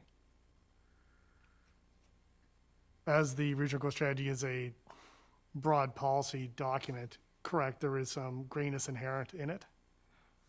Okay, and the reason why I'm saying that is that I guess, you know, this discussion has led us to think about many different things. And the landowner right now that has a employment land, and I call it industrial land, industrial commercial, does not have an opportunity to create housing or residential of some sort. And I said it would have to be creative. We're not making any more land, and that would mean the design and densities would have to be creative as well. But it's like we're often accused of in local government, and I guess other governments as well, is not really planning for the future, not thinking it through the future. And I think that's why I have to compliment yourself, Mr. Mayor, and other members of council at the time when we stood up against Metro Vancouver and said, look, we're protecting and planning our community of Langley for the future. Now, it took a legal case to resolve that, but that's how much we stood up for Langley. And I know not that many people listen to these meetings, things like that, but those people that live in Langley must understand that the council of the day has to stand up for the community, no matter, and Metro Vancouver is a large community, large regional district, and we've had a good working relationship with them. But that doesn't mean to say we can't plan for the future. And I know this is just a comment section. So I think, there's an old saying, a failure to plan is like planning to fail. You might have heard that before. So those folks, you can do whatever you want with this vote, but I'm just saying, though, it's important for Langley to always be a step ahead of Metro, because otherwise we're going to be left behind by some of the folk that are thinking other things on an ongoing basis. Thank you. Thank you. Okay, I believe this is my second time. I'm really good at keeping track of everybody else. I'm sure council let me know if it's not, but I want to make it clear that I'm going to oppose this, but it's not that it would stop an opponent from coming forward. I think, to me, it's all about the process. Council went through a process for the community planning in this area. There was public hearings. We voted on it. It was part of our it's part of our regional context statement. By doing it this way, I think it circumvents that process, and that's why I was saying a proponent can still come forward, and I wouldn't say that we wouldn't consider that. I think I would. I definitely would consider it. By saying that it closes the door, it doesn't close the door. I'm just looking at the process. I think this is kind of a backdoor way of going back to the planning process that happened several years ago, and that now we're changing it. And there was a lot of public information. There was a lot of debate by council. I recall it clearly. Councillor Arneson recalls the vote on this specific thing, but it never precludes a landowner from coming in front of council to ask for that. And certainly that happens all the time. We see regional context statement amendments coming to Metro all the time. And generally we've got arguments, they quite often pass. So for that reason, I have to oppose this, because I believe there is a process to be followed. And I don't think this is certainly a comment, but from what I heard from Mr. Richardson is that it then puts it to Metro Vancouver that this is what we're doing, but we haven't gone through a process. So that's why I would be opposed to this. Councillor Whitmarsh. Yes. Thank you, Your Worship.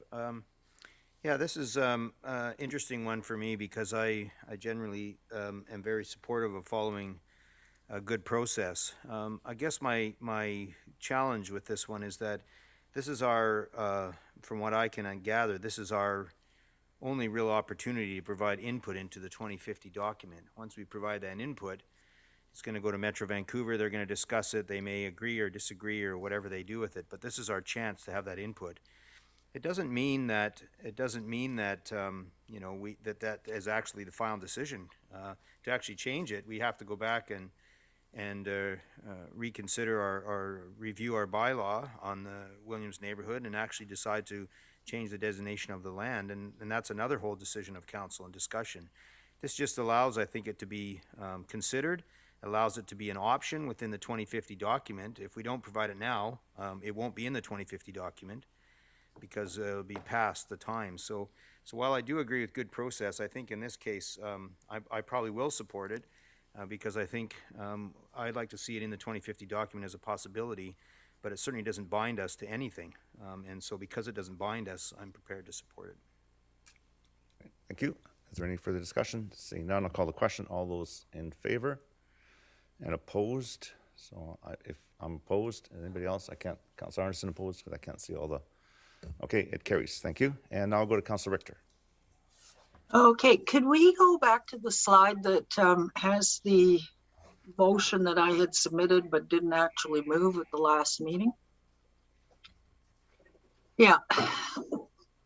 So what I would like to do is to put a variation of this motion in that council asks staff to include the following feedback comment to Metro Vancouver on the draft Metro 2050 regional growth strategy, that strategy 3.2 be amended to include. And I would move that motion. Okay, so just to be clear, so to include protection of aquifers and aquifer recharge areas, as well as existing tree canopy coverage and aquifer recharge areas. Okay, thank you. Is there a seconder? Councillor Arneson seconds it. I'll open it up for discussion. Any, Councillor Woodward? Yeah, I would like you to. go ahead. Yeah, I would just like to again reinforce to council the vulnerability that we are in relative to our aquifers from neighboring communities. And as we rely on those aquifers for blended water, we really have to get as much support as possible for protecting those aquifer recharge areas when we know those recharge areas are not solely found within the township, but actually extend into neighboring jurisdictions. Surrey and the Brookswood Aquifer being a case in point. So I really would hope that council would support this. I think that protecting aquifers are very much part of ecosystem planning, and certainly in our case needs to be a top priority. Thank you. Thank you. Councillor Woodward. Yeah, thanks. I mean, I support this same rationale as the one I proposed. It's a comment. Let's get their feedback. Maybe there's going to be some good feedback coming back from Metro Vancouver on this. I certainly agree with the issue and the need for it.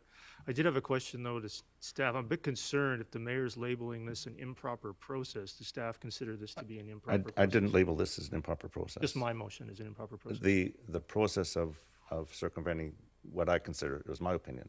So this is not an improper process. This one's okay, but the other one's not. No, okay, the process is not improper. I got it. Yeah, thanks. Did you have a question for staff? Or, no. Okay. You answered it. Thanks. Okay, thanks. Councillor Arneson. Thank you, Worship, and thank you to Councillor Richter for bringing this forward. This is one of the issues that I find will be an ongoing concern, as Councillor Richter has mentioned. I'm not sure if the language, I think it's great to have a discussion and to, sorry for the term, drill down into the conversation. My feeling about the way that we are, as much as we are part of the overall metro body, that there is a fundamental lack of understanding in other urban communities relative to what an aquifer is and what a recharge area is. And I guess I'm just struck by the fact that it would be not surprising then, from that perspective, if you have urban water that you would not necessarily consider in terms of trying to balance the interests of saying, oh, okay, well, here's an industrial use and we're short of industrial land, as opposed to what the outcome is going to be once you start doing that from an engineering and a geological point of view. So I could not underline enough how critical this is, because the degree to which we rely on this, both for sustainability, for agricultural users, our residential users, it's really, really important. And I don't know, there may be something that staff could do to look at another potential amendment or buffing up the language having to do with just the importance of water with respect to sustainability, because I don't see how we're able to go forward.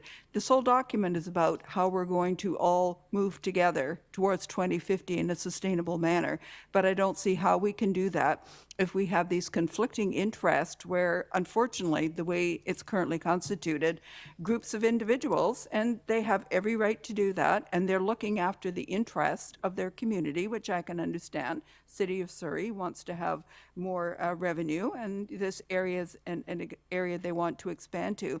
But the degree to which we have to have, in my opinion, some kind of counterbalance to that, to look more at structurally what that can do to a neighboring community when we have the kind of conditions that we have here. So I'm fully in favor of this and hope it leads to a lot more discussion about this, because I think that if we don't do that, we're just going to be undermining our own sustainability going forward.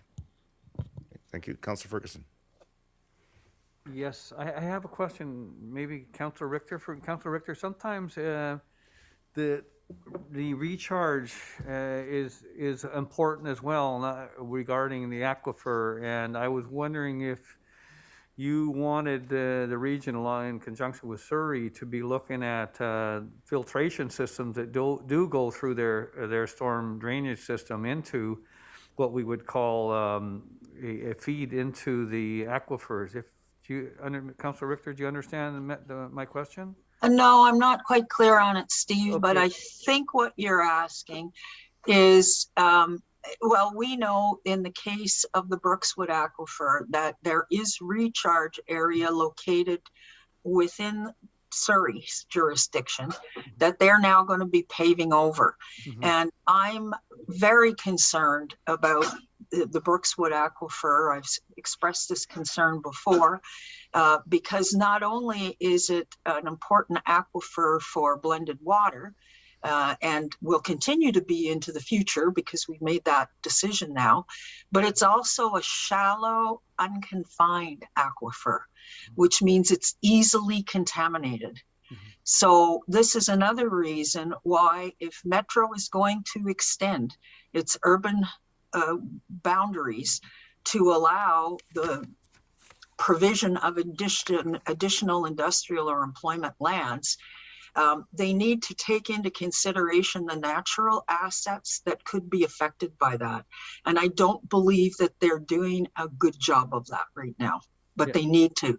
If they're serious about Metro Vancouver being a livable community going forward, and that's all of Metro Vancouver, then they have to start looking at the natural assets and taking effects to those natural assets into consideration. I strongly believe that the Brookswood Aquifer is at risk right now, and it's not going to become less at risk because of the changes that have been authorized. Thanks. So that's, if I may, Councillor Rick, that's somewhat what I meant. In fact, you did hit on what I was alluding to, the filtration and the recharge systems that anytime you put asphalt or other material, building materials into a aquifer, there's late for contamination. That's what I had meant. And there are systems available to, throughout engineering and otherwise, to help solve that problem. And I was just wondering if you wanted that. My next question to you was, I know you're at that board meeting. It was quite a long board meeting. I'm not sure if it was 7 hours or something. And the Indigenous nations were concerned about their, I guess, their tidal waters and shellfish, and that has something to do with the waters. And they have other names for that type of thing, and also that type of also in the recharging of the aquifers. Were you considering that as well in your motion or your discussions? So just before I go, I think to be clear, maybe Councillor Richter can help with this, is that this motion, using the Surrey amendment as an example, really is for the region. So I think that's where this is going for. So specific to that Surrey one is not really consistent with this motion, but I'll let Councillor Richter respond. But just to be clear, this is for the region, and that's an example that Councillor Richter is using. Fair enough. Yes, absolutely. I mean, clearly what's going to happen to this watershed is not going to be good for the shellfish industry of the Semiahmoo Nation, and they were not consulted. But in regards to the aquifer and the aquifer recharge areas, that's all groundwater, which is under provincial jurisdiction. And Councillor Arneson will know because, and Mayor Froese will know because we attended a recent meeting of the Groundwater Association, where there is dialogue going on between the provincial government and the First Nations relative to the licensing and use of groundwater throughout the entire province. So I'm anticipating that when the wording here is about protection of aquifers and aquifer recharge areas, that absolutely the First Nations will be consulted on this at minimum, because it's groundwater under provincial licensing. Thank you, Councillor Richter. Thank you. Okay, I don't see any further discussion, so I'll call the question. All those in favor? And opposed? It carries. Thank you. Now, to close the loop, there was another amendment to the amendment. I don't know if Council wished to still put this in. It's on page 3. It's that these comments are intended solely as commentary on the situation that Langley faces regards to the Williams Neighborhood Plan because of the categories that Metro 2050 uses in its plan. So, again, would entertain that as a separate motion if anybody wanted to do that, or some derivative of it. I don't see that, so we'll move on. So before I go further, as this is our opportunity for comments, are there any other comments that Council would like to provide to Metro Vancouver? Okay, I don't see that, so then I think staff have the direction that they need to provide the comments by November the 16th. Is that correct, Mr. Richardson? That's correct, Your Worship. Okay, thank you.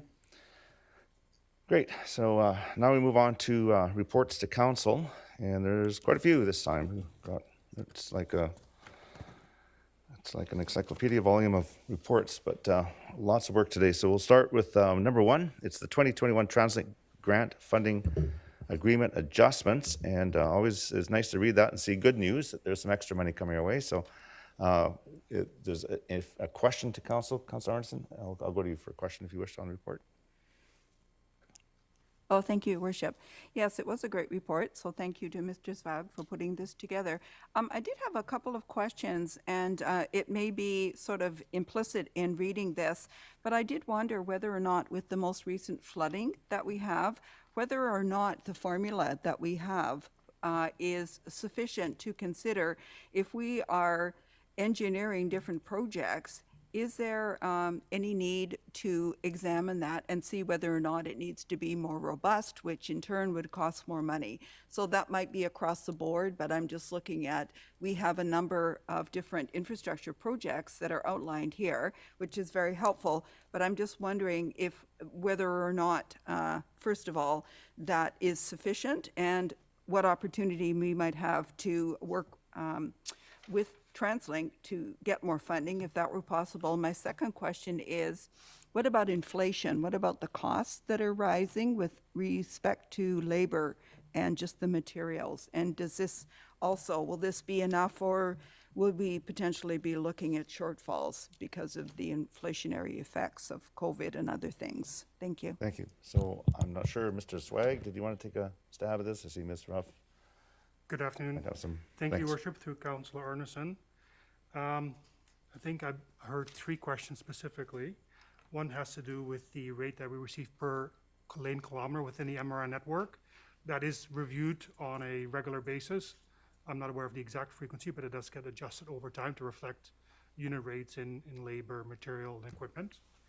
With respect to grant funding opportunities, that is something that has been expanding at the TransLink level regarding for structures and bridges. So that's something we are keenly looking forward to on a regular basis. And a good example of that project is the 268 pedestrian overpass. That is grant funding opportunity that's come up. And then, yeah, with respect to other grant funding opportunities for infrastructure, that's definitely something that is on our mind at all times, to look at federal and provincial funding as well to make our infrastructure more resilient and to respond to these events.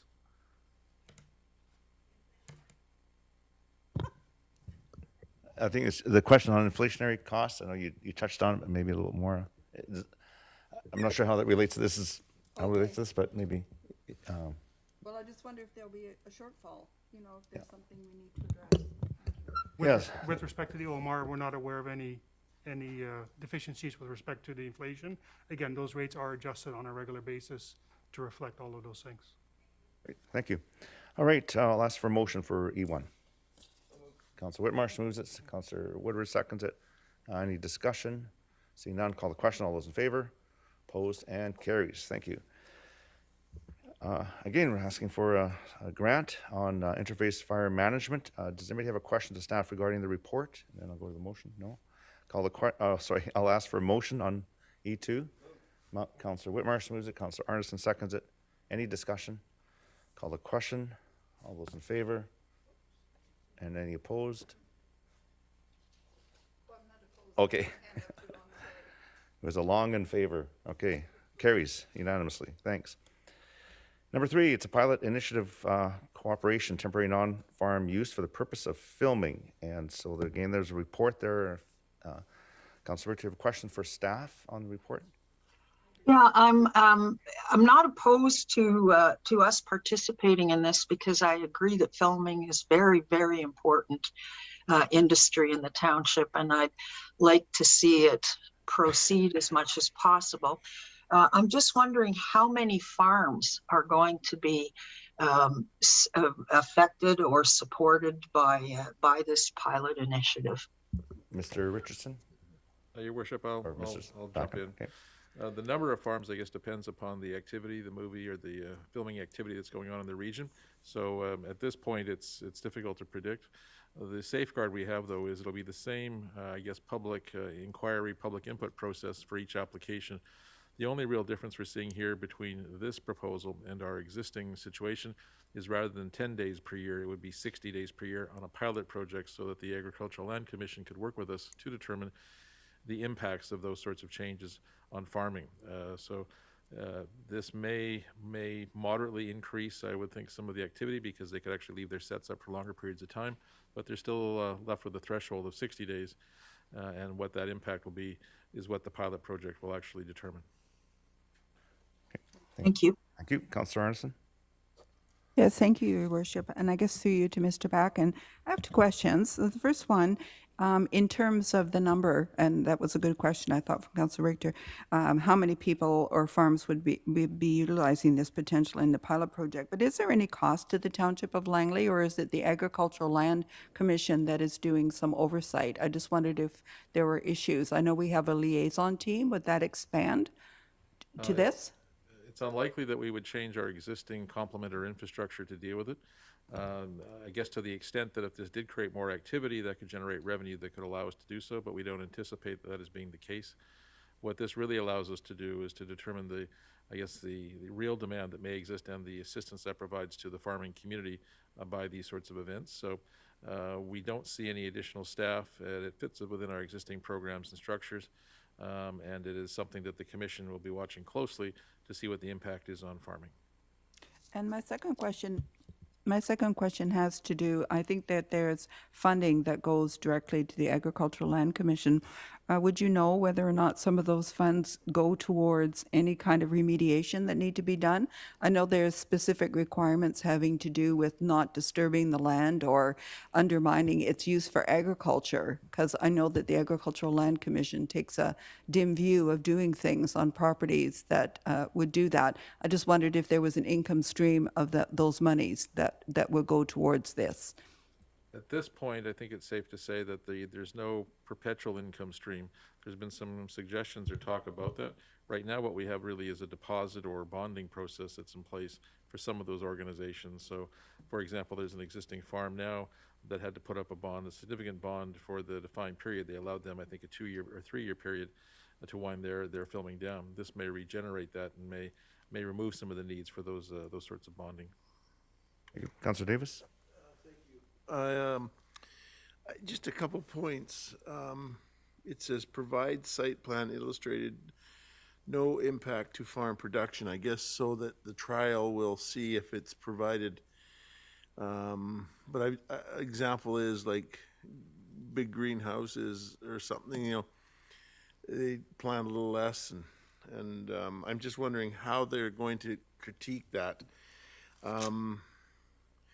Everyone's going to have a different reason why. I actually kind of support it, but I also am concerned. What about farm practices right beside the permitted property? Example, many times or not many times, but there has been 3 or 4 times, lots of times, where I've been planting corn and they're filming a movie right beside them, and my corn isn't quite as important as the movie. So there becomes an issue. So they well, in that case, they bribed me and gave me a big meal and gave me a tour. But I'm just, if it goes on for, there's been other times that our cows came out of the barn and they tried to chase them away, and the darn cows, and this is on a different piece of property, and so the cow, they couldn't get the cows out of there, so they just filmed it with the cows in there, and it worked perfectly fine too. So there's a site management thing here where you got to pick the right site, but I'm just suggesting is how will that, like, I guess this can be an issue when there's normal farm practices going on, and they're trying to make a movie beside, and somebody that doesn't understand agriculture comes over and says, hey, you gotta shut up, I'm making a movie. I just, because now they go from, like Mr. Backham had said, from one day to, or one event to like 60 days. Anyhow, just a couple comments that could come back. And on the other hand, it's a pilot project. Maybe it's a good time, if it does show up, they'll maybe figure it out. Anyhow, just comments. As long as Bessie got in the credits in the movie then. Mr. Backen. Thank you, Your Worship. I guess there's three general questions embedded in that. The first one is, what's the dominant use? The dominant use will be the agricultural uses. If there were to be a situation of conflict between adjoining properties, then the dominant use would be the agricultural use, and the filming community would have to address any issues such as trespass or crossing over the line. When it's inherent on one property, though, if there were to be some crop displacement, that would be left, I guess, to the farming community to determine the appropriate compensation, not just for the utilization of the land or the photography, but also the impact on the crops itself. That is something that I think that the Commission will be looking to consider as part of the reports that are being provided through this process by the industry, and as well by the township, and perhaps by their own staff as well.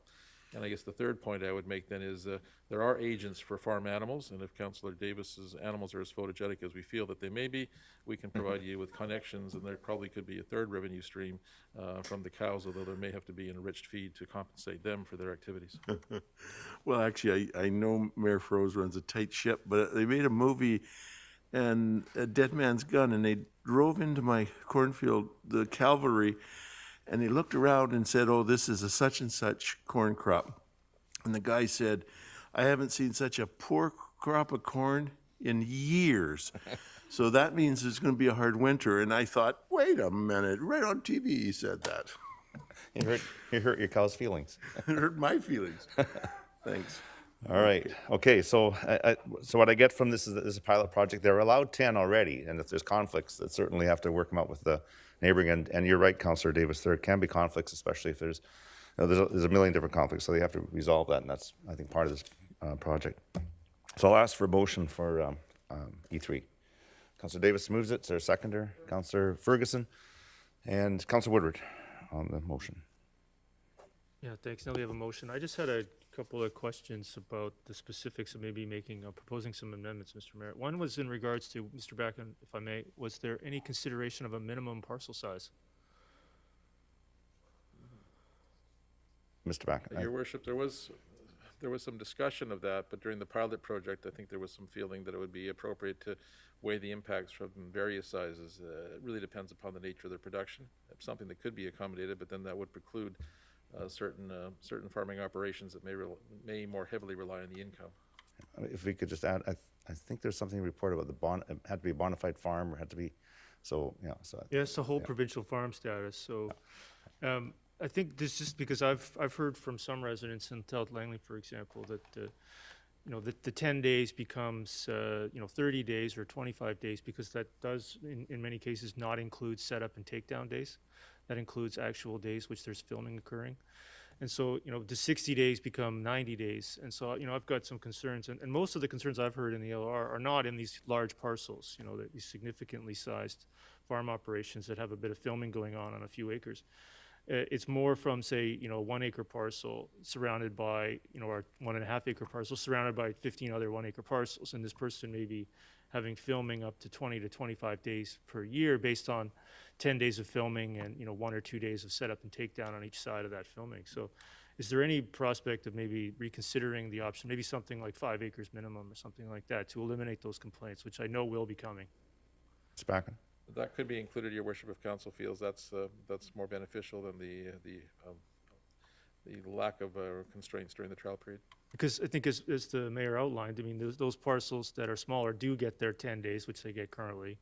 And so, I would like to make that amendment, if you're willing to take it, Mr. Mayor, now, to require a minimum 5 acre parcel size. In addition to the other criteria, certainly. Is there a seconder? Councillor Arneson seconds it. On the amendment, any discussion? I'll call the question on the amendment. All those in favor and opposed? Carries. And the motion as amended. Any further discussion? Yeah, I think I had. Go ahead. Yeah, Motion suspended. I don't know if this needs to be an amendment, Mr. Brackett, but I would like to track setup and takedown days specifically without having to request those from staff. So if there's some possibility that when the report comes back, if I'm still here, that I wouldn't have to ask for that, that I'd be able to see sort of how many setup and takedown days were there that were also not included as part of that 60. Thank you. Good, thank you. I think staff got that. Yep. All right, I'll call the question on the motion as amended. All those in favor and opposed? It carries unanimously. Thank you. Go to E4 and the 2022 council calendar. Are there any questions of staff on the council calendar? Councilor Richter? Yes, I note that, I mean, next year's an unusual year anyway, because it's an election year. But I note that there's only one meeting between July 25th and November 7th. I'm concerned that we could have quite a backlog of business that the new council will have to deal with right out of the gate, because there's really no meetings in October, no meetings in August, and only one meeting in September. Thanks. I'll ask the clerk if she can.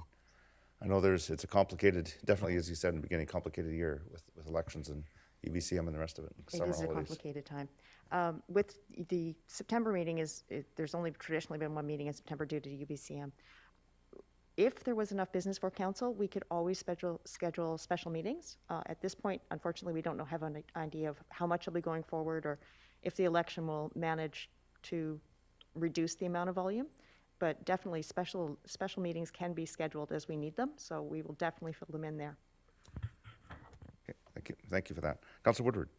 Yeah, I had a question. I actually had a... There you go. Yeah, thanks. I had a question there too. I actually had a different concern. I was actually concerned of actually not having any meetings during the campaign period at all. And then if that's necessary to have one or two more in August, I'd be personally prepared to do that. Or one at least, having witnessed a significant quantity of election shenanigans occurring in the last few months of the council term, at the council table and at the podium, and really don't want to have any part of that. So is there some way to, I can make the motion to amend it and remove it, and council can vote on it, but is there any response to that or thoughts about what that might look like? Mr. Backen, I know it's certainly a Your Worship, interesting comment. I'll answer it first by giving the context and then perhaps come to a specific. The last meeting is in July. August is usually the break month and has been for some time because of the deployment of staff and as well as what we see in the industry. It's one of the quieter months. Ordinarily, we would have a couple meetings in September. However, as was referenced, this is the election year. And as a consequence, with an election on October the 15th, I guess it'd be the 45-day period roughly from September 1st to October 15th, is likely to be a little bit controversial, and it may not be easy for council members to be dealing with issues that may come up during that time period. We looked long and hard about considering not having a September meeting at all, and as we were going through the process, we actually had a similar view. We thought that we could delete it, but that would leave a large gap, so we included it with the faint hope that perhaps we don't need it or it can be dealt with if there are some procedural matters. At this point, it tends to depend a little bit upon the staffing and I think some of the scheduling that's going on and the events that are taking place at that time. But I think our tendency would be more towards removing it than adding extra meetings in September. Thank you. Yeah, so we still have the option to change and there's other things that we may want to change going along, but certainly know that was a concern last election was timing, yet there's business to be done, and it's always a challenge for all councils. We're not like the federal government where the writ has dropped and away it goes, so it's a challenge. Councillor Davis. Just sort question. When does the this election period is going to be a little shorter? When does it start? Is it 21 days? That might be the sign, but the election period from Elections BC is what dates? Just working from memory, I believe it's the last week of August, first week of September. This year is early because of the way the calendar falls. We basically fall on the third Saturday every time. Unfortunately, this year, or fortunately, depending on how you look at it, the calendar falls with the 15th being the third week. Okay. Okay, I personally, I think that we got to do business, but the problem is the last election we had, there was a couple meetings, and I didn't. It's sometimes better not to have meetings when everybody is having too much fun running the election. Anyhow, that's just a comment. Thank you. Yeah, thanks. Councillor Ferguson. Yeah, I think I myself believe we're here to do the people's business, and if the people have got items or issues, I think we need to get through them. I would hate to see a big backlog put on new councils. So I don't have a problem. I think we have to conduct ourselves with decorum and do the people's business. And if that means, a couple of meetings in September and one small meeting in October, doesn't bother me at all. Thank you. Okay, thank you. So there is a proposed council calendar. Asked for a motion. Councillor Davis, seconder. I have a seconder. Councillor Kunst. Any discussion? Councillor Woodward. When you're ready for it, Mr. Yeah, Mayor. go ahead. If it's right now, yeah, I'd like to make an amendment to remove the council meetings currently scheduled for September 19th, 2022. Okay, is there a seconder? I'll second it for Okay, discussion. Okay. Councillor Richter seconds it. Councillor Woodward? No, I think I've already outlined it in my question. I think that in the end, I think that one meeting's not going to make or break the Township of Langley. I'd prefer to see it moved outside of the, specifically the campaign period if someone wants to add a couple meetings back. But the shenanigans that I saw from both the podium and the council table at the last election, I want no part of. Thanks. The shenanigans at every meeting. Councillor Whitmarsh. Yeah, I certainly appreciate the comments made by all the councillors on this particular topic. I guess for now, what I would prefer is to keep it in the calendar, and as we get closer, if it isn't necessary, we can cancel the meeting. But I'd rather keep it in, get it in our schedules and calendars. We have it there if we need it, and if we don't need it, we can remove it. Thank you. All right, I'll call the question on the amendment. All those in favor and opposed? So it's Councillor Arneson, Mayor Froese, Councillor Kunst, Councillor Ferguson, Councillor Whitmarsh opposed. So the amendment fails. Back to the main motion. Call the question. All those. Oh, Councillor Woodward on the main motion. Actually, I had another question. I actually preferred, prior to the onset of the pandemic, I actually preferred the old format where we conducted a significant quantity of interest or public issues that the public might be determined to have more of an interest in the evening rather than, at 1 p.m. in the afternoon. I also felt it was better to have the special closed meeting prior to the afternoon meeting. We've had a few issues in regards to that during the onset of COVID. I just wanted to get some reaction to that. Is there's going to be any interest in reverting back to that? That'd be a pretty significant change to the proposed calendar, but I really felt that was better in the interest of the public. Is there any sort of response to that? Ms. Bauer. The current calendar is designed, as you said, for COVID. With the afternoon meeting or the regular meeting, our intention is to have the public hearing space open. Currently, we have to have, we're limited to half capacity in the room, and we're trying to make sure we don't have groups crossing. So the people that come for the regular meeting are out of the building before the public hearing, and that is strictly a COVID adjustment. We have decided that we've determined at the time when we finally get to stage 4, we'll review the calendar again, but we're waiting for the stage 4 of the COVID health. Okay, so I'm gonna reluctantly support this. I just want to be clear, and for what it matters on the record, that I don't think that the way I think the previous format was better. That's my personal opinion. I think it's better for the public as well. I think having meetings at 1 o'clock is not really it's more for us than for the public. So I prefer to go back to that. But for the sake of 1 year remaining in the council term, and if I'm still here in the next council term, then I would hopefully by that time we'd be looking at reverting back to that previous format. Thank you. Thank you. And if staff can just go back with the direction that hopefully we do get to stage 4, but when that time comes that the calendar is brought back for review. Okay, thank you. Okay, I'll call the question. All those in favor and opposed? Carries unanimously. That's 4. So move on to E5, Agricultural Land Commission application number 100392, Campbell Valley Regional Park. Looks like Metro Vancouver wants to do some fixes there, and they need our support to go to ALC. Okay. Motion by Councillor Kuhn, second by Councillor Arneson. Any discussion, questions? Call the question. All those in favor? Opposed? It carries unanimously. And another Agricultural Land Commission application number 100393. This is Reed, and it's for a subdivision within the SR1 zone. Seeing hands, kind of moved by Councillor Whitmar, second by Councillor Kunst. Any discussion? Call the question. All those in favor and opposed? Councillor Davis and Councillor Arneson are opposed. It carries. The Willowbrook Community Plan Update, and there's the terms of reference attached, and this, I guess, goes hand in hand with the proposed SkyTrain extension and density. And we had a great presentation on the housing action plan, and getting density and getting people by infrastructure like SkyTrain is very important. So, questions on the report, Councillor Woodward and then Kunst. Yeah, thanks. I'm certainly supportive of the idea of getting more density, especially on single-use designations. I did have a question, though, in specific to the land value capture system outlined in the report. Wasn't defined in terms of what version of land value capture we're going to be looking at. Can I get maybe some more clarity on that? Thank you, Mr. Richardson. Thank you, Worship. Through to Councillor Woodward. I'll provide some preliminary comments and ask Mr. Chu, who's the lead on this item.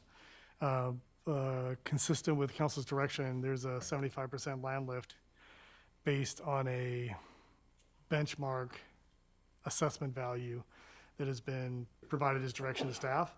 So the specific methodology would be one that follows from that and would be determined as part of the process. Mr. Chu, do you have anything else to add?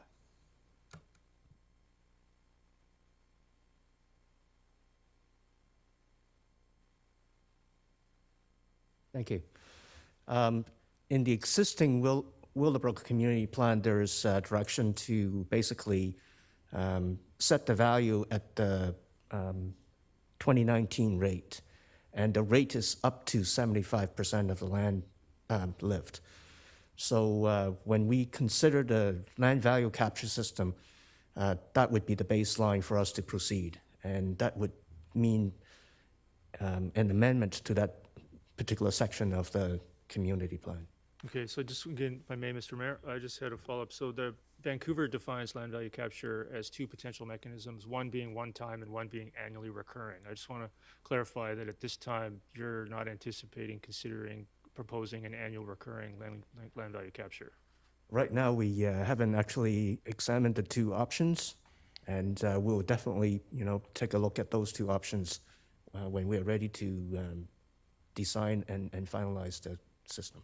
Okay, so I think, so if we wanted to rule out providing or considering an annual land value tax capture system, in what form would you want to have that come forward? I mean, some motion or some other mechanism, Mr. Mayor, because I think there might be some good clarity to rule one of those options out rather than have this idea out there that somehow this council is considering an annual version of land value capture.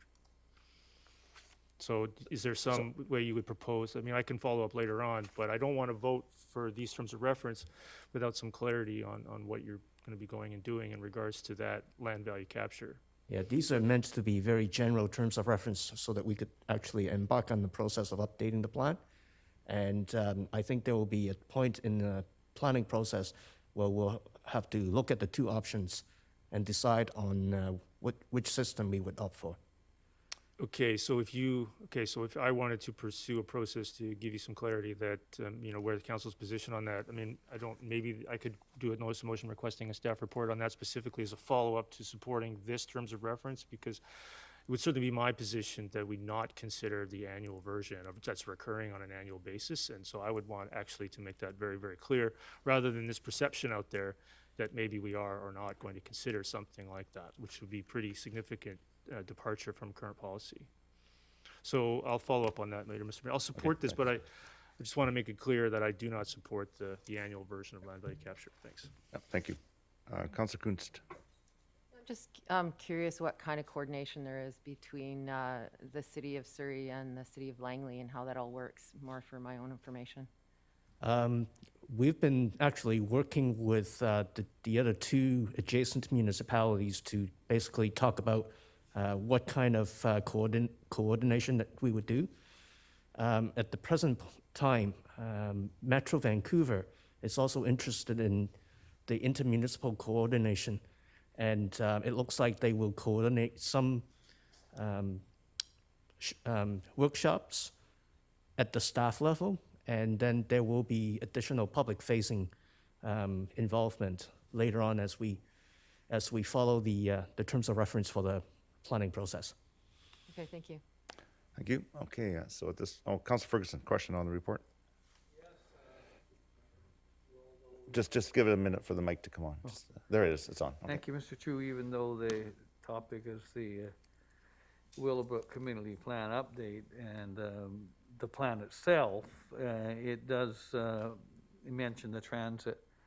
My question to you, are those stations actually engrenched already, or you're working towards an exact location for those stations?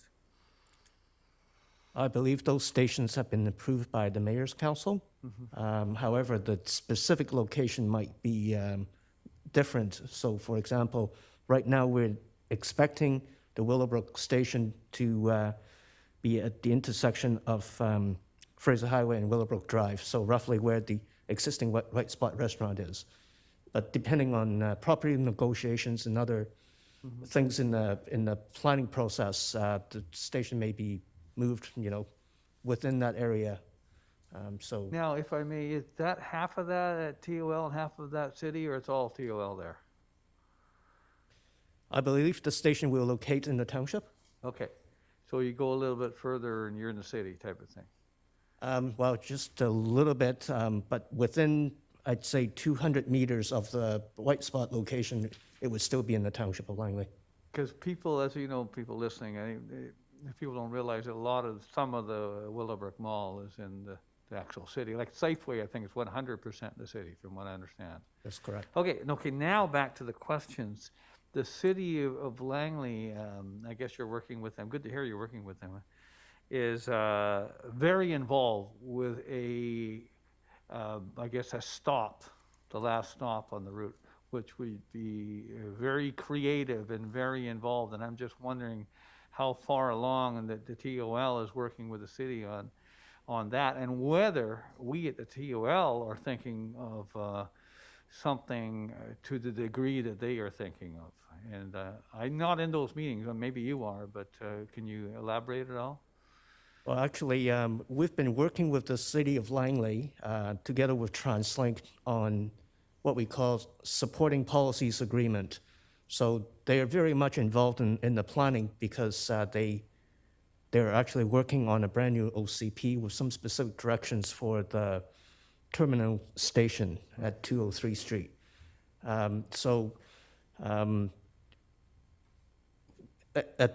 At this point, we're just basically starting the discussions, but not actual planning work per se. Again, we will be coming back to council for permission to sign the supporting policies agreement with TransLink and other partners. And that report will be coming to council probably in the new year. Because I actually have a theory, it's my own theory, that they actually have a very ambitious project in the city. But I have a theory that our station may be busier than theirs. Because those of us that drive through this community understand doesn't take long to get into a problem getting in and out of the city, which, that's neither here nor there. But I'm saying, I think it's quicker and easier with knowing that there's an overpass at 196 there, and there's another connector along the Surrey side, and there's a number of different ways to get to Willowbrook. And through the city with all those lights and stuff is not necessarily that easy. So that's my personal, so keep your eye open for that. And other than that, thank you for the report. Thank you. Thank you. All right, so I require a motion. Can I have a motion, please? Councillor Kuntz, second by Councillor Ferguson. Any further discussion? Councillor Ferguson, your hand is up. Okay, so yes from before. All right, I'll call the question on number 7. All those in favor and opposed, and it carries unanimously. Number 8 is a public art opportunity. Any questions of staff on the report? Don't see any. I'll call for a motion. Councillor Kuntz, do you want to move it and then I'll let you speak? Oh, sure. Why not? Okay. Moved? Second? Councillor Arneson? Councillor Kuntz, go ahead. So how are the numbers determined, the 110,000 and the 150,000 for these art projects? Your worship. Mr. Tulamello, thank you. Thank you. Through your worship to Councillor Kuntz. There is $900,000 in that community, and there are 6 locations for public art that have to be, those funds would have to be used for. The one that is 150,000 is considered a gateway piece along 200th Street. So that's why the difference. And then we apportion the other locations based on the division of the remaining funds. Okay, thank you. Thank you. Councillor Arneson.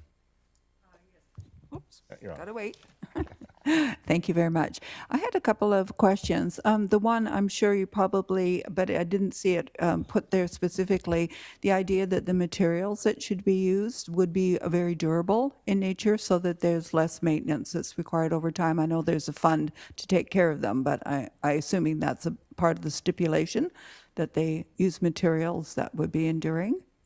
Exactly, and they would also have to be graffiti resistant, whatever the coding would be, so that the maintenance or the cleanup, if graffiti were to occur, would facilitate a very fast and cheap solution. That's a great idea.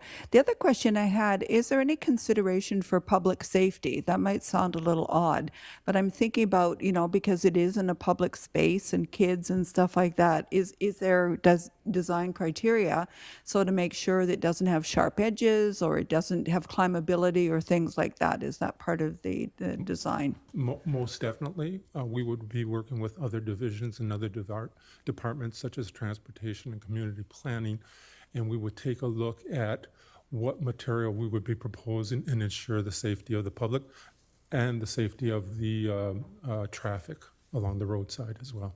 Thank you. All right, thank you. So I'll call the question on number 8. All those in favor? And opposed? Carries unanimously. Move on to number 9, the draft Brookswood Furniture Neighborhood Plans, and this is for receipt. Is there any questions of staff on the report? Okay, I'm gonna ask for a motion. Okay, if you want to move it, then. you're the only one. I'll move it, and then we can open up for questions. Seconder. Councillor Davis. Okay, go ahead, Councillor Whitmarsh. Thank you, Your Worship. Just a question through to staff. Just for my clarification, this report really seemed to me to be a report that highlighted the process that we followed with the neighborhood plans. It doesn't really necessarily provide the details of the plans, but it's about the process, how we got to where we got to, and then it sort of summarized with 3 maps that were sort of land designation maps for each of the areas. I just wanted to make sure that I understood that correctly, that that's what was being presented today was really the process that we've come to so far, and that what you're doing is presenting to us the process and informing us that the last public opportunity sort of look at it is January, and then planning to come to council by February. Is that a good summary of where we're at? Maybe you were going to say that all anyways, Mr. Nelson, but. That's accurate and correct. Okay, Yes. thank you. All right. All right, I don't see any further questions or comments. I'll call the question on number 9. All those in favor and opposed? Councillor Woodward opposed. Councillor Ferguson opposed. It carries. Thank you. Move on to bylaws. Oh, I'll ask Council, do you want a 5-minute stretch? We've been 2 Yes, hours. please. So we'll take a 5-minute break, well, a little bit over. How about we come back at 3:25? And give us a little bit of a stretch.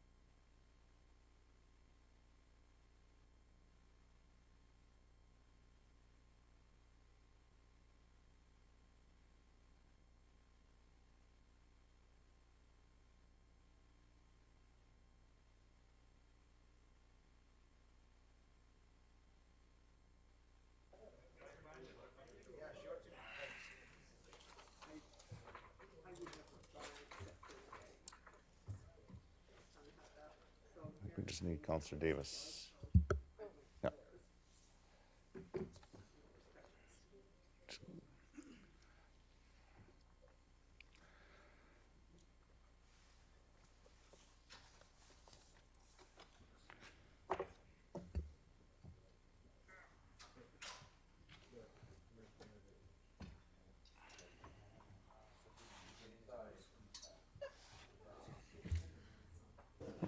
Okay, so we'll now reconvene the regular meeting. And the next item is bylaws for first and second reading. We have official community plan amendment and rezoning application number 100206. Development permit applications number 101198 and 101290 to Qualico Developments. It's bylaw 5747 and 5748. Could I have a motion? Councillor Whitmarsh and a seconder. Councillor Kunst, discussion. Councillor Ferguson. Yes, thank you. I just went through, share to staff. In this area, they were trying to, two issues. Number one, parks in general. Number two, a pocket park that had to be resolved. Has that been resolved right now, if I may, through a chair? Mr. Richardson. Through your work for Councillor Ferguson, correct. Correct, thank you. Okay, it's been resolved. Thank you very much. You. Councillor Arneson.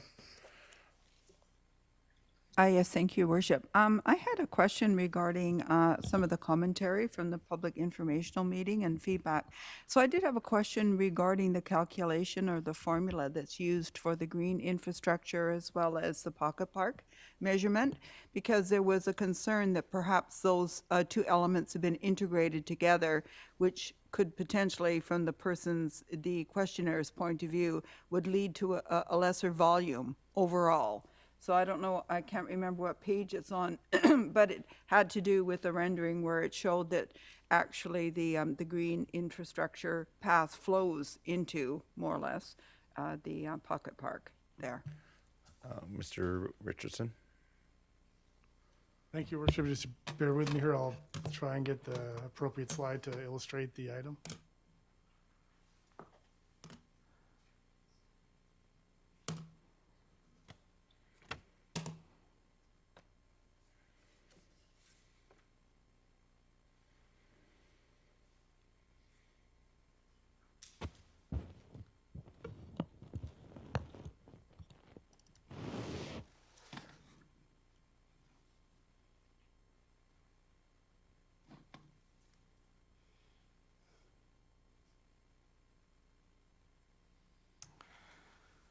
Your Worship, this is the subject site plan.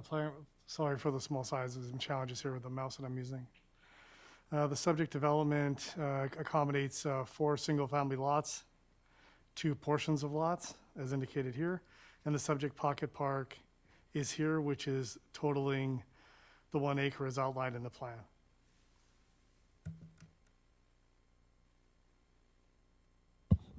Okay, maybe I didn't ask my question correctly, but it just seemed that what was being suggested is somehow that the property is being shortchanged by the fact that this, the ecological corridor or the green infrastructure flows into the pocket park. But I guess what you're suggesting is that, in fact, they're all standardized as to what size is the final outcome.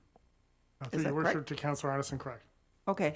So I do have another couple of questions. I'm now referring to my notes.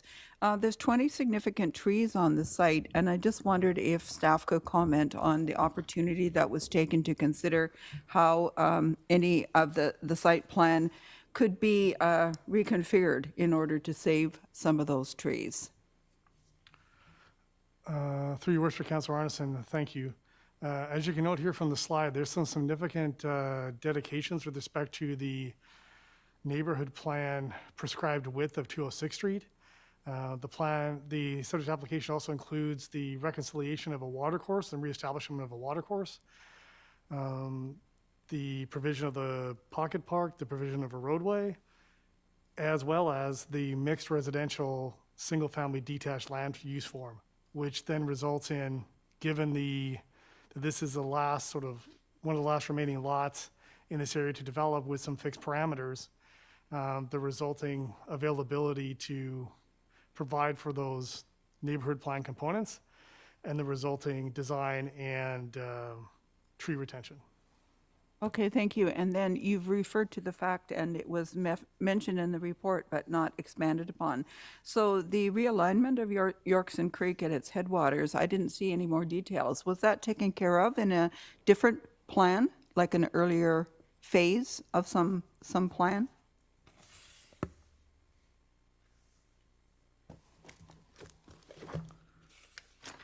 I'm just trying to, It was at page 56 in my electronic copy. That helps.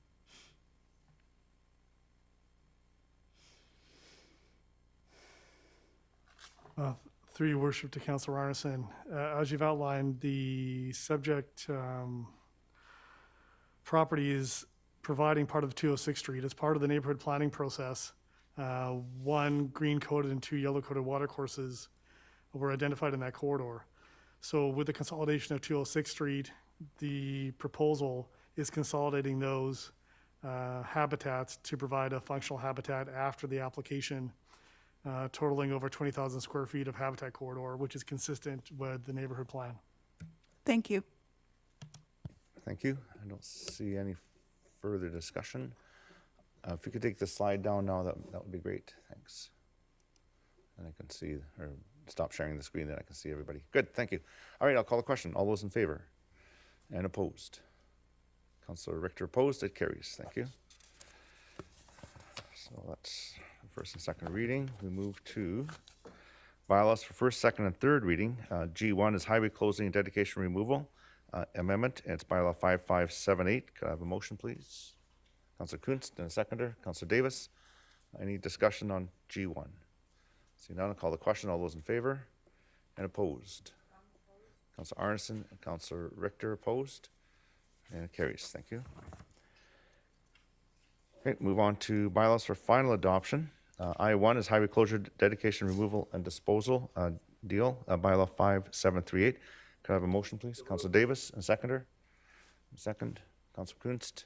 Discussion. Call the question. All those in favor and opposed? Councillor Arneson opposed. Councillor Richter opposed. It carries. Number 2, I2 is sanitary sewer local area service of 36A Avenue, 19900 block, bylaw 5751. Could I have a motion, please? Councillor Whitmarsh and a seconder. Councillor Davis. Discussion. See none. All those in favor? Opposed? Councillor Arneson opposed. It carries. Thank you, Councillor Arneson. All right, we move to I3, and this is official community plan amendment and rezoning application number 100185. So I'm going to start with the bylaws. Bylaw 5586 and 5587. Could I have a motion on the bylaws? Councillor Davis, Councillor Whitmarsh seconds. Discussion. All those in favor? Opposed? Councillor Woodward opposed. Councillor Richter opposed. Carries. Move to the development permit. Development permit application number 101116. Motion on that, please. Councillor Davis, seconder. Councillor Kunst. All those, I'll call the question. All those in favor and opposed? Councillor Woodward, Councillor Richter opposed. Carries.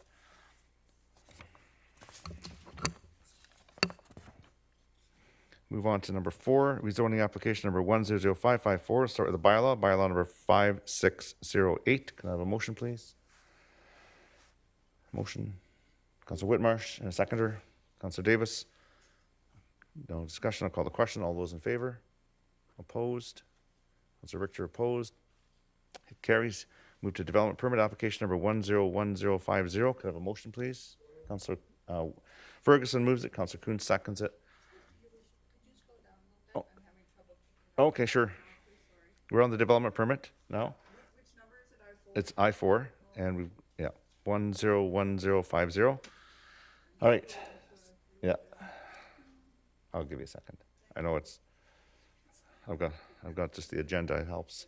It does help with the paper agenda. You don't have to go through all the reports. All right. I'll call any discussion. Seeing none, I'll call the question on the development permit. All those in favor and opposed. Councillor Arneson, Councillor Richter opposed. Carries. All right. Were you opposed to the bylaw 5608? Okay, just to make sure. You got it. Okay, good. Okay, I5. Again, we have bylaw and some DPs. Rezoning application number 100573. Okay, so the bylaw 5550 is moved by Councillor Ferguson, seconder Councillor Woodward. Discussion on the bylaw. Seeing none, I'll call the question. All those in favor? Opposed? Carried. There's two development permit applications, 101094 and 101095. Councillor Kuntz moves it. Is there a seconder? Councillor Woodward seconds. Any discussion? Seeing none, call the question. All those in favor? Opposed? Carried. Unanimously. Thank you. Okay, move to correspondence. There's one item to receive. The mayor called both at the same time.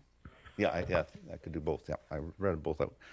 Okay, J1, it's just for receipt. Have a motion, please. Councillor Davis, second by Councillor Woodward. No discussion. All those in favor? Opposed? Carried. We have minutes of committees. K1 is Agriculture Advisory and Economic Enhancement Committee of October 27th and the Heritage Advisory Committee of November the 3rd. This is to receive the minutes. Could I have a motion, please? Councillor Woodward, second by Councillor Davis. Any discussion? Call the question. All those in favor? Opposed and carries.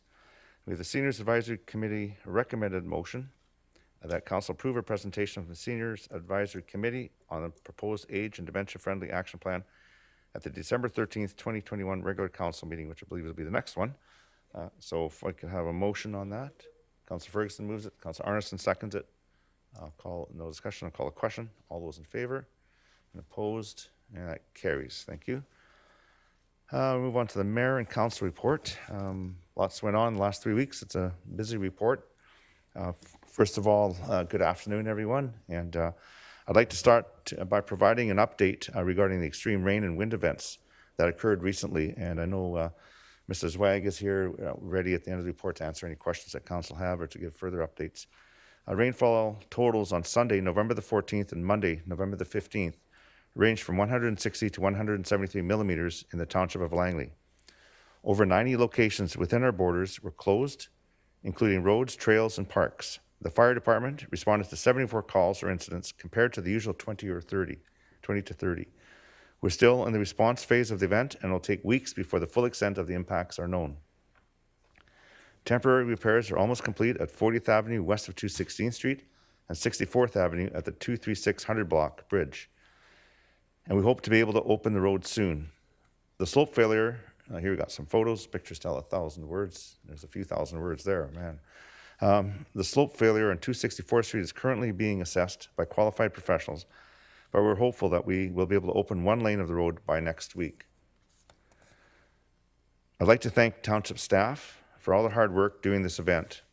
Staff quickly opened the Emergency Operations Center and worked collectively to close flooded and damaged roads, remove debris, and once safe, repair and reopen roads. They continue to work diligently for our residents, and I'm grateful for their ongoing efforts. Our thoughts and prayers are with everyone who has been affected by the flooding, including the City of Abbotsford and other local governments and Indigenous lands around the region and the province. It's heartbreaking to see the damage that has occurred and the families and animals that have been displaced. I'm thankful for the courageous and generous people and businesses who have stepped up to help. If anyone would like to donate to help our neighbors in the City of Abbotsford, an Abbotsford Disaster Relief Fund has been created to support frontline agencies providing essential services to affected families and businesses. And I do want to thank those groups and people who've contacted me, and I'm sure other members of council, offering the support, which I've passed on to the City of Abbotsford. And certainly this is, I wouldn't say it's unprecedented that areas flooded over the years in different times, but who knew that we'd be cut off north and east and south from our major transit and transportation routes. So I think it really goes to show the resilience of our people and our residents and what we can do. So just hope we can get through this quickly and we connect all of the supply chains that we need. On November the 6th, Councillors Arneson and Richter and I attended the BC Groundwater Association meeting to discuss supply chain challenges and receive general, regional, and provincial updates. And one item in there I would like to say is that groundwater wells need to be registered prior to next March. And for residential, there's no cost. For others, there's a cost involved, but for residential, there's no cost, and there's a way to do that through the website. Maybe Councillor Richter can she might have some additional information on that, but certainly something I wasn't quite aware of. We have to register all over Wales.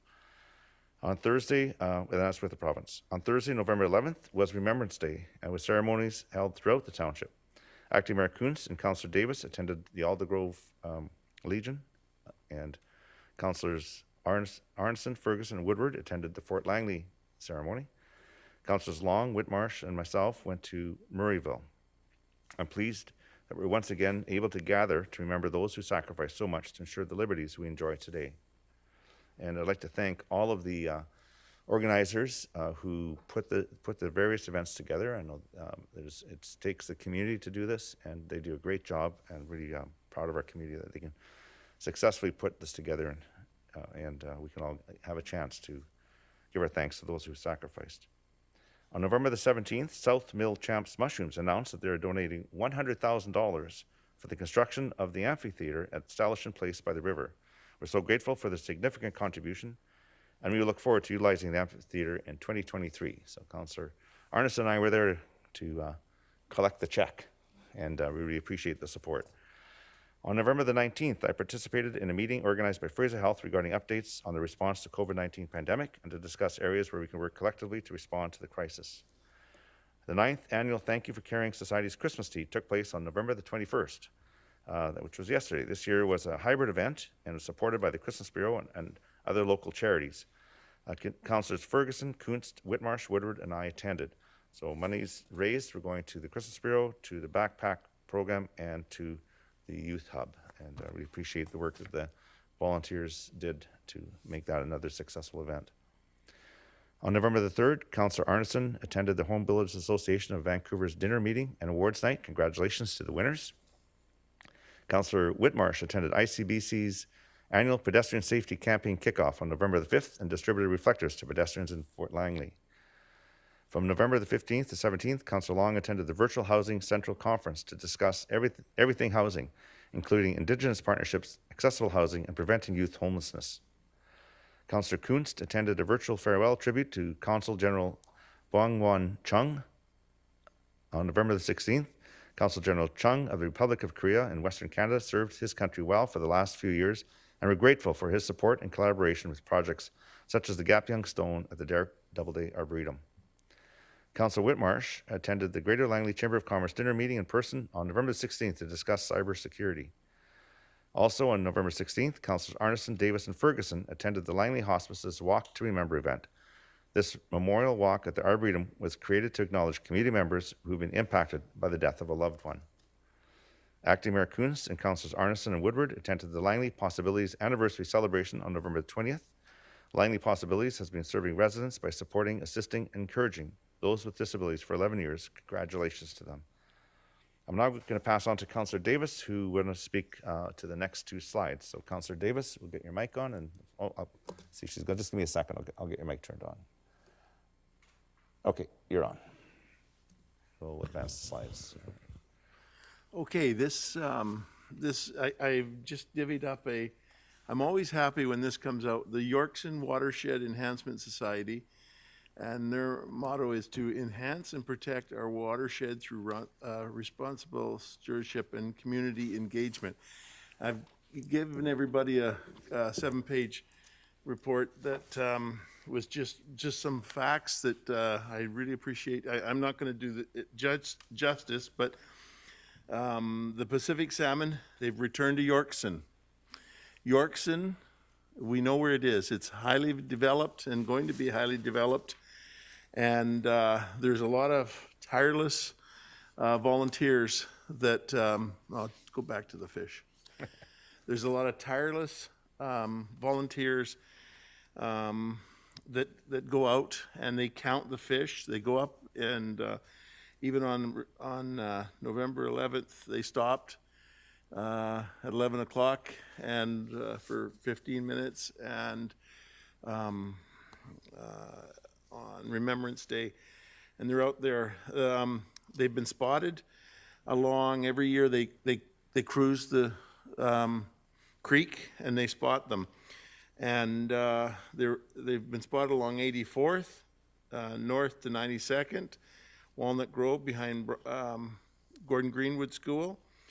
They also have been in areas between 200th and 208th among all those homes in the heavy urban development. We, as a township, we have updated the number 1 highway and put fish ladders in. We've done it on 84th, 86th Avenue, and 80th is the only one left. Well, the fish have not been spotted on the other side of 80th because they can't get through. So when the township updates the culvert, they've actually done a really good job. They've been noted for our work, and then the fish are slowly coming back again. If you know where 80th, up to 80th in Willoughby, you know there is a lot of development, and you can still see some of the fish. This fish here, it didn't quite get to spawn, but look at the size of the fish that come up there, Mother Nature. Anyhow, some of the problems that they're having is sediment from construction sites. Great number of trees are falling. There's an increase of homelessness camps in the Yorks and in the sensitive area. I mean, they do a lot of work and become friends and talk to the homeless. And one gentleman's been there for over 32 weeks. He lives down in the ravines, and so we. Those are some of the negative. Well, those are some of the things that they are fighting. I think that it's exciting to have the Yorks and Watershed Enhancement Society volunteer their time to look out for the fish and the surrounding habitat. And I thank them very, very much for their efforts, and it goes unnoticed. And if you want to get involved, just get a hold of them, and you can count the fish. This is a picture I took last week. These round bales came from a farm just off of 80th there, 88th. And with all the flooding, and Mayor Froese mentioned it, he did a good job, and I'm going to piggyback. I know that, I was contacted by Melody and her scout camp, the Boy Scouts or the Girl Scouts. Fort Langley Canoeing and Kayaking Club wanted to come down and try to push these bales out of the way. This does create another problem, but I just took this picture because there was 4 of the township's finest. I don't know what, I think they were just posing for the picture. I don't know what they're going to do with that one pole when a bale weighs 12 or 1,400 pounds. But I think that the floodgates, I'm just impressed with how many people phoned me. We had it on the BC Dairy site that would come out. They came out to where we were working, and just it was amazing how the community I just relate it to the BC Dairy because the dairy, I'm a dairy guy, and the dairy guys in Sumas are having some real issues. But that's connected right to our, it's Langley and Abbotsford. But anyhow, I have something in other business that I'd like to talk to about the flooding. But when you don't always see what flooding can affect. And this is something we never knew that round bales could even float. Anyhow, I just wanted to comment that. Thank you very much. Well, yeah, thanks for showing that picture. It certainly, as you said, Abbotsford have been hit really hard, and we had certainly a lot of issues here. But this shows something we never considered, that bales would float down the Salmon River. And so, we're learning all the time. And Mr. Zweig, I talked to him in the break, and he might have a few other comments on it because I think this is a very important issue. And I always say we hate to see a good disaster go to waste, and maybe now we can get some funding for some of the capital infrastructure that we need to help mitigate some of these major rain events and flooding events. So Well, if you if you look behind, they had some plates put out there, and they on 2 occasions crawled a hi-ho out there and plucked these bales out. Yeah. And some of the bales went through, and I can remember I was talking to, was it Brad Hammond or Hammule? Anyhow, he was the job foreman, and he had pointed out that, well, that's federal now, it's in the Fraser. But it's like, this sort of thing could really screw up the floodgates, especially when the Fraser was going up and down. You get a big marshmallow like that in there, and okay, I've said enough. I just wanted to talk about this because there was so many people that came out to try to help. Well, thanks. And Mr. Zweig, did you have anything to add to the flood or the rainfall issue that we had? It wasn't always flooding; it was certainly impacted some of our infrastructure. But I know you can pass on to staff our thanks for their work, but maybe you can add a couple of things to it.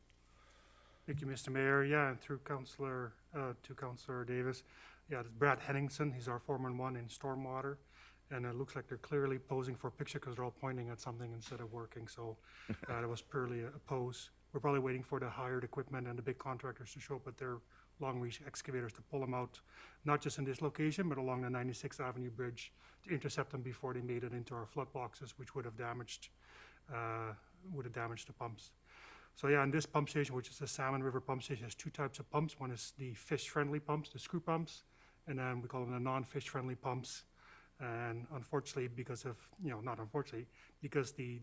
pumping is federally regulated, we have to turn off the non-fish-friendly pumps during certain times of the year, which again reduces our impact to pump it out onto the Fraser River. But as mentioned, the Fraser River did raise 3.5 meters in a 24-hour period. And then as quickly as it rose, it receded again 3.5 meters the next day. So it was a quite unusual challenge. And as Mayor Froese mentioned, we are looking at some opportunities to maybe upgrade this pump station with another fish-friendly pump in the near future, if there are some grant funding opportunities available, because those are costly endeavors. Thank you for that. Okay, I see Councillor Ferguson has his hand up. Councillor Ferguson? I'll get you on, just hang on. There you go. Thank you, Mr. Mayor. Yeah, great report, David, Councillor Davis. That was great. And certainly a real challenge with the flooding and the amount of water. The atmospheric river, I haven't heard that before, but it's certainly something with, I guess, changes of climate or I guess changes of weather. I didn't, I'm not commenting on Councillor Davis' report. I just want to say that I have 3 items. Number one, a quick one. On November 11th, we had a great presentation by the folks there representing the legions and representing those that had fallen, of course. But I did want to comment that Chief Marilyn Gabriel, who spoke, and they had a drumming ceremony as well, and that's always important. But she said something about Remembrance Day represents everybody. And she indicated it's obvious that she's Native, an Indigenous person, but she says this day represents all people of all colors. I think that's important to note. As I go into my next, number 2, I was at a conference for 3 days last week. I was actually 2 conferences. I'll talk on the next one, the 3rd point. And it was on the Indigenous people and the law. And you'll notice that I've given every member of council one of these. It's a bracelet given to every person who participated in the conference. And I asked for some because I had some left over, so I gave every member of council. And this is basically a little bracelet that indicates the Indigenous people working together with everyone and remembrance. And just a token of the fact that we had at this conference for Indigenous peoples and the law, we had judges. I sat at the table with many judges. We had legal people. We had people from Indigenous nations, people from Indigenous organizations, members of the court that were Indigenous, and lawyers that were Indigenous as well. Plus, we had a presentation by the federal Minister of Justice. And the federal Minister of Justice says they're going to be putting more judges in, they're going to be looking more stringently at Indigenous rights and Indigenous laws and a treatment of Indigenous people by the courts and incarceration, and looking at a lot of different things. And I was very surprised. I'm a non-Indigenous person myself, but very surprised to see the level that is going to be happening. And change, folks, is in the works. And I was privileged enough to be representing Metro Vancouver at this conference. And it was a very open and learning situation. So I did want to bring that to council's attention. This third one is the Wastewater and Potable Association that I attended online, and talking about the number of different initiatives they've got with water monitoring, wastewater monitoring, and of course how to control services, costs, and other things. But they did indicate, with the amount of flooding both in North America, they were indicating that the last thing they want is water going into their sewage treatment plants, wastewater treatment plants, as well as we have here, because that causes a real havoc in the systems.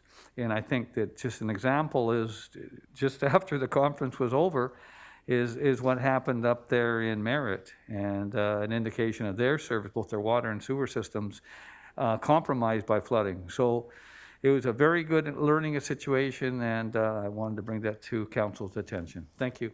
Thank you. Councillor Arneson. Thank you, Your Worship. Just a couple of quick things. The first one is around the library service, the FVRL. There's an updated piece of information. There's currently only one of the libraries that is closed, and that's just because it's between two slide areas. So that's very good. And also there's special dispensation and understanding that the staff that can be let to work at home is doing so as to keep them off the road and out of the way of the important work that's done for the infrastructure. And just quickly, Metro Vancouver, I had my last climate action meeting, which was at the beginning of this month, and it was very interesting, having to do with the completion of an engagement process for a couple more roadmaps, as well as a group called ZBEX, who is involved in zero emissions building, and they are very competent and highly educated with a lot of information regarding how we can work towards a carbon reduction in our communities and our local communities, and also pushing the building electrification, which is instead of using natural gas, transitioning over to electrical with clean electric power. So those are my thoughts from my meetings. Thank you. Great, thank you. Councillor Kunst. Yeah, I just wanted to mention that I believe it was Councillor Arneson and Councillor Whitmarsh. We attended on November 11th the Arboretum Botanical Society's Month to Remember event, where they highlighted the fact that they will be building a memorial garden around the Gapyong Stone. So that's something to look forward to as well. Lots of people apparently have been asking about the Dutch Liberation tulips, so they will be blooming again in the spring. So I just wanted to add that. Thank you. Great, thank you very much. Okay, so I see nothing further to add. I know it's busy in various regional meetings, but we'll move on to the next item, which is items from prior meetings, and this is was referred at the October 4th regular council meeting, and it's the land use contract discharge and rezoning application number 100588, McTaff Properties Limited, bylaw 5745 and 5746. So this is for first and second reading, and we do require a motion. Can I have a motion, please? Councillor Davis and a seconder, Councillor Kunst. And there were some amendments also referred that meeting, but we start the whole process again, so they're not on. It's a motion. If somebody wants to make amendments, now's the time. But if not, I'll just call the question. I'll call the question on first and second reading. All those in favor? Opposed? Councillor Arneson, Councillor Richter opposed. The motion carries. So now we move on to other business. And we start with border communities, requirement for COVID-19 test. Councillor Ferguson, we'll get your mic on. Yeah, Is my thing up? yeah, you're on. Oh, Yeah. okay. You've got the floor. I just wanted to say, it's basically move the motion is basically regarding COVID-19 tests and people coming back into Canada. I think there's a lot of things happening already. I'll move it anyway, regardless. Okay, is there a seconder? I'll second. Councillor Richter seconds. Discussion? My only discussion is the fact that we as a border community and chambers of commerce, everything around, are asking for the COVID-19 test not be implemented once people leave, being already having the necessary requirements. So that's all I'm saying, and just move it on accordingly. I understand that the federal government may introduce it anyway, but I wanted to make sure I kept it on the books. Thank you. Thank you. All right, I'll call the question. All those in favor and opposed? Carries unanimously. And so we'll get Councillor Woodward on. Councillor Woodward. Yep, thanks. So I'll move the motion. I won't read it. This is the capital contribution to the Langley Foundry? That's correct, yep. Is there a seconder? I'll second for discussion. Councillor Richter seconds it. Councillor Woodward, do you wish to speak to it? No, I think it's fairly self-explanatory. Okay. Okay, Councillor so Richter. it's like I need to put my hand up, but I'll wait my turn. I've got Whitmarsh and then Richter. Councillor Whitmarsh. Yeah, thank you, Your Worship. You know, I certainly appreciate the work that the Foundry does, the New Langley Foundry does for mental health and with youth. I'm not totally, I guess, understanding how it is unique or does things unique compared to we have our Langley Hub that we have here in the township that also works with youth. So I don't probably not fully aware of the distinction between the two of them. And you know, and I guess I just am also not sure about the idea of contributing money from our budget at this stage of this process of doing this.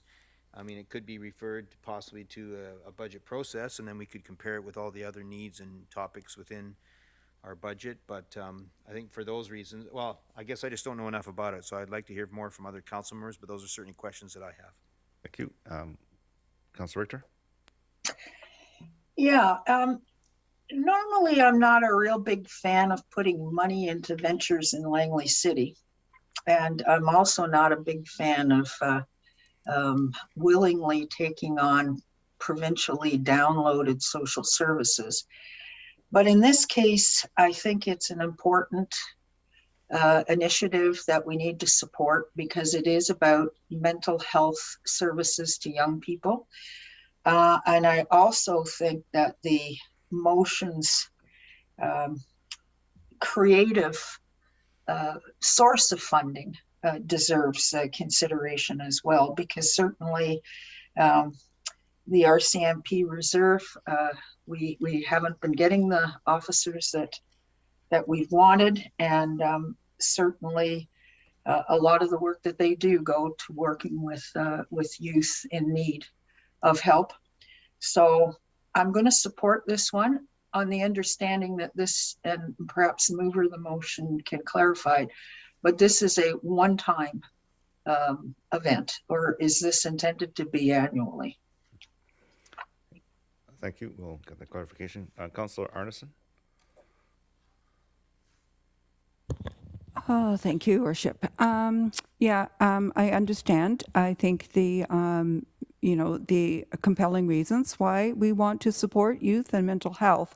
I have some challenges myself. I don't think that, I haven't had time to look into it, but I don't think the police reserve fund is a statutorily reserve fund. However, I'm a bit cautious about the fact that monies that have been put away for public safety are now going to be considered in a reserve fund available for other uses. And I don't know that we've had enough council discussion around that. So whether it's a one-off or whether or not it would be something we'd like to consider on an annual basis, I think that personally, there are too many compelling things that we have in our budget currently that require us to be fiscally extremely prudent.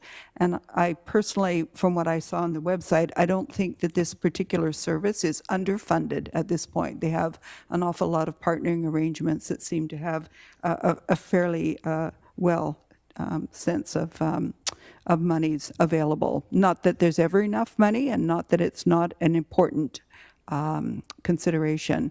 But given the circumstance of our very circumscribed budget year, this year in particular, I think that I'm not going to be able to support this at this time. Thank you.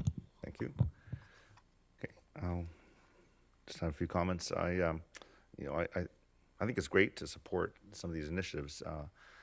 There certainly is a health initiative, and it's not often that a township gets involved in what is a provincial responsibility. We have in the past. We've provided DCC waivers for Hospital Foundation. We've helped with the youth hub all in the township of Langley, and I think this is a great initiative. However, I don't believe at this time that I could support funding it. It's in the city. It'd be nice to see the city do what we've done for facilities located in the township that benefit both the city and the township, and this benefits everyone.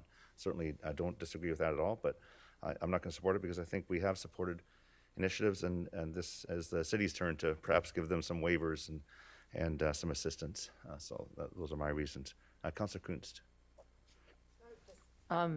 Probably echo some of those comments. From what I understand, they are fairly well funded by different organizations, the province and other groups. But do we know where they're at with their capital funding? And if this is something that we could look at, if maybe they don't reach their goals, that maybe, in the future that would be, we could help out in that regard, but to allow for other organizations and to sort of get there first. I mean, we do have our Langley Youth Hub.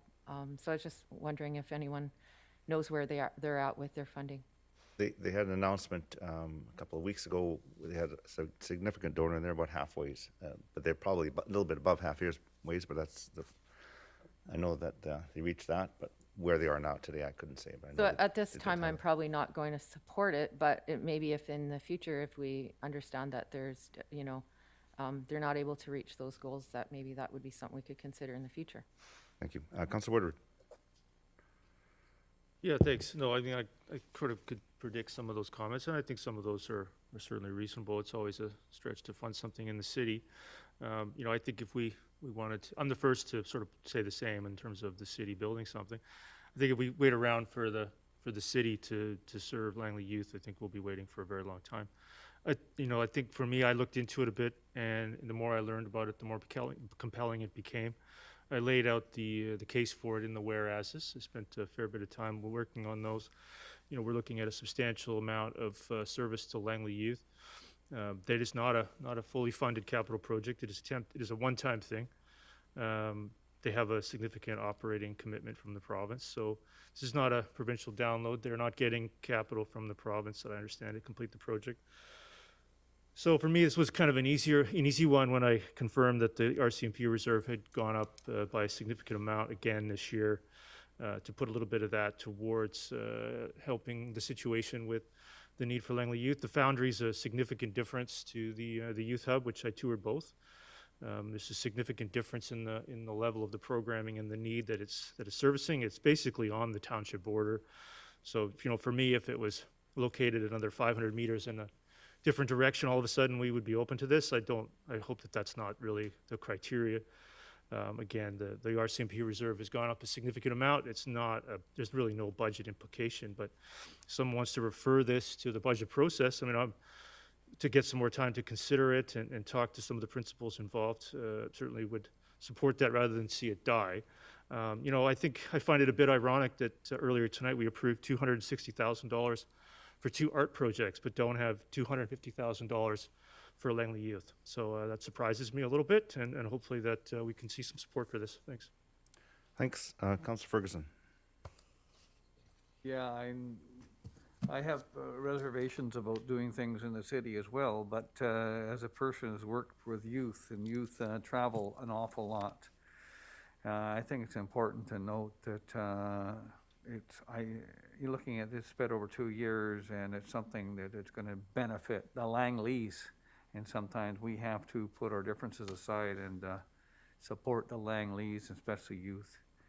I attended the presentation by the Foundry folk, and was very impressed by their professionalism and the steps forward.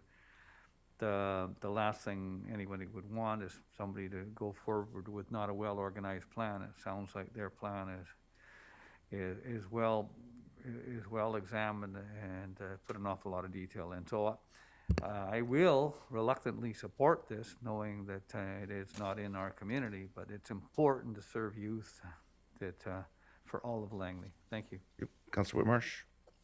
Thank you, Your Worship. Just wait for your mic. Oh, there we go. Okay. Thank you. This, yeah, I have no real thoughts about the fact that it's in the city or not in the city. That's really not an issue. I think it's very close to the township, so I can understand why we might support that.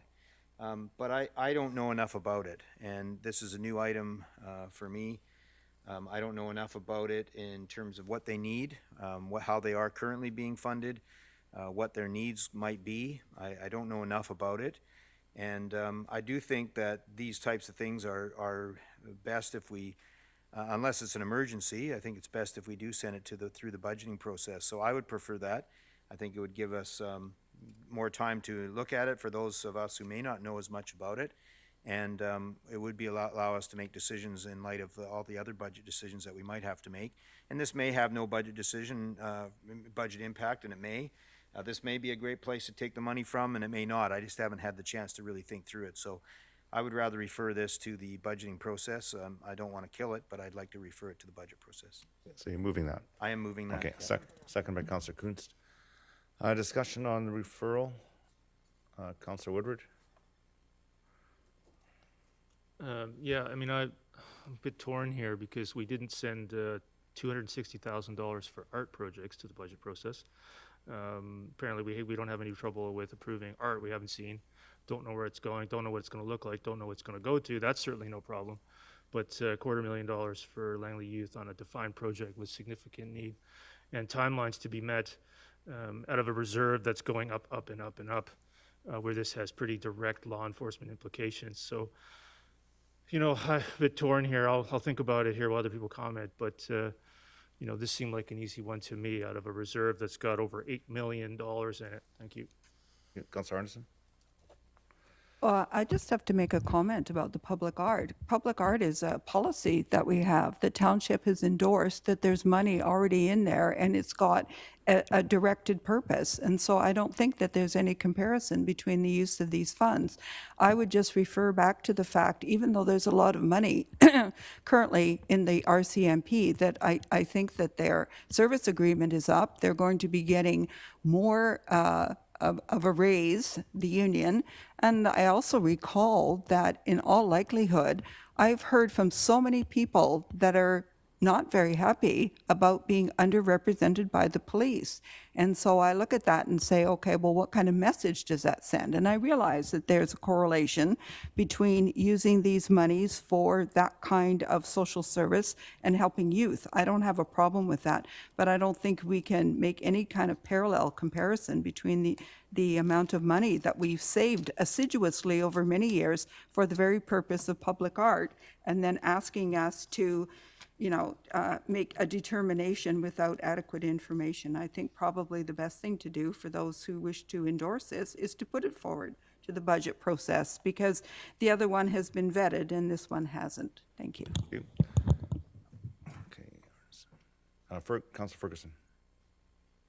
On the referral. Thank you. Just a quick question, staff. I don't want to talk about public art. I'm just going to talk about the actual motion in front of us.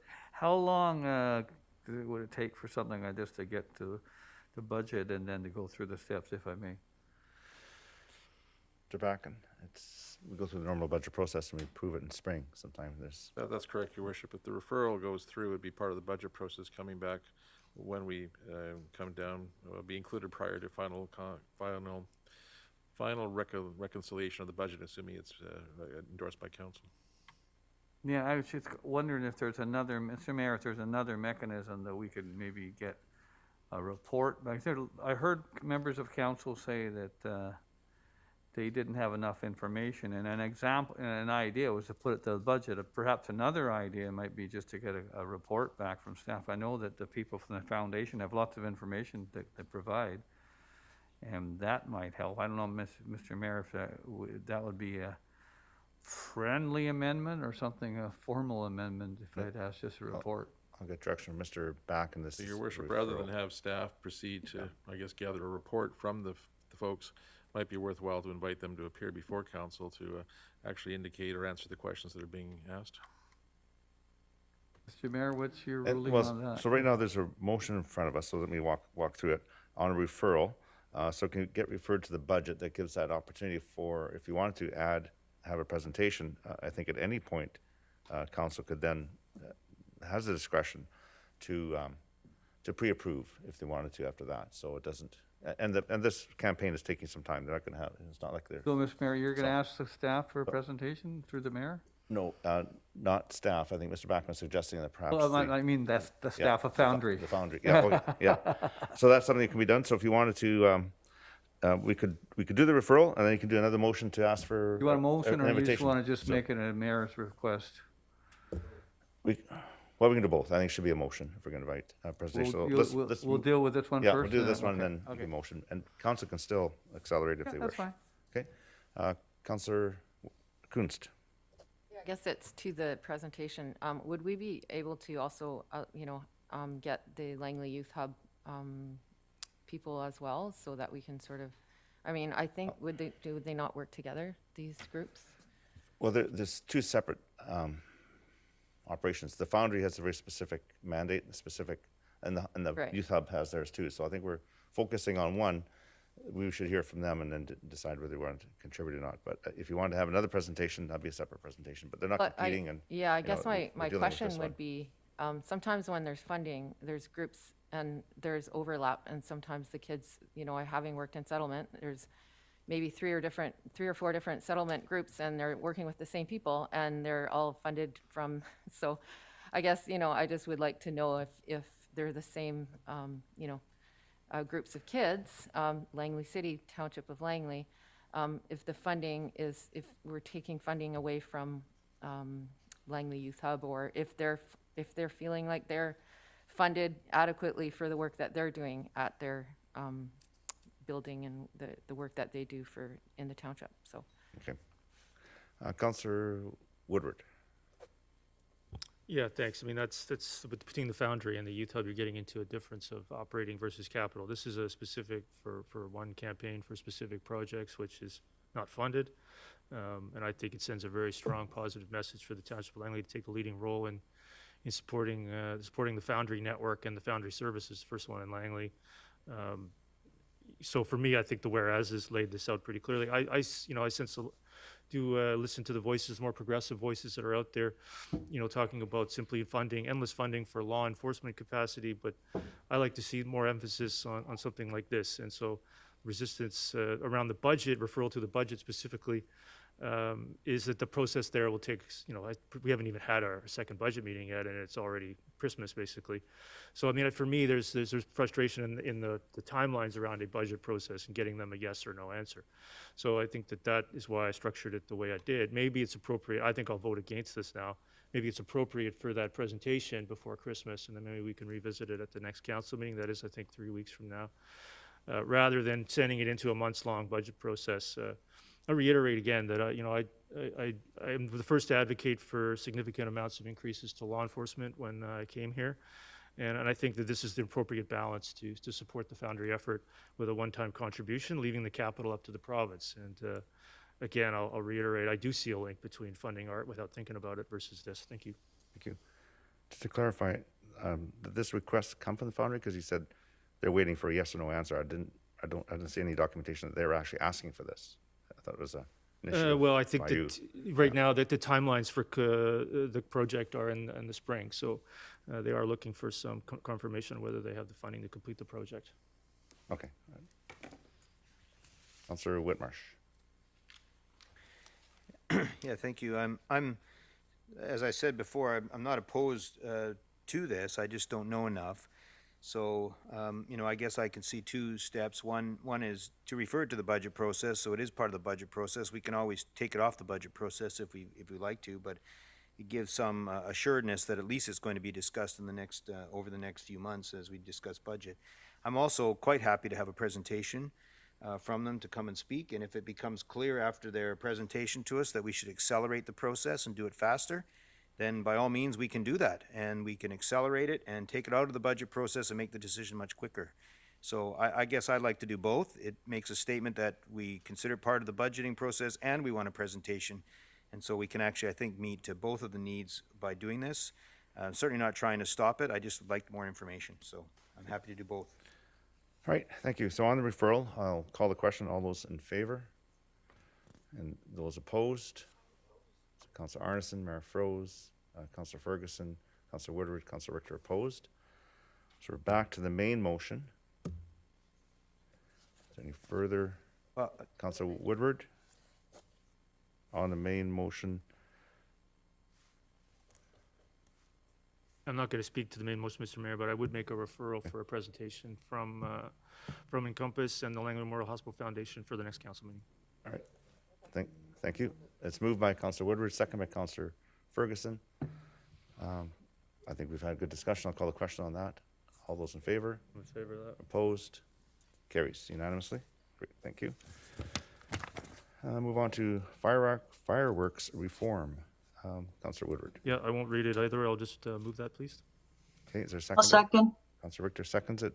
I will speak to this. Woodward? Maybe, Yep, go ahead. maybe it'd be helpful to start speaking to them. I think here I'm not looking for a specific outcome. I'm looking to have a discussion around fireworks in our community. I think for me, and that's why it's laid out the way it is, and if there's a D, E, and F from other members of council, please add them. You know, for me, I want to look at some various options on what can be done, and if the answer is that not much can be done, then so be it. I mean, I've seen, did some research with staff, the number of complaints are going up, while the number of permit applications remains basically zero. And then, you know, there's some concept that enforcement can't be done because people don't know if they have permits or not. So I think for me, I'd like to at least have a council discussion on this. So I'm open to just starting that discussion in whatever form council wishes. Thank you. Thank you. Councillor Arneson.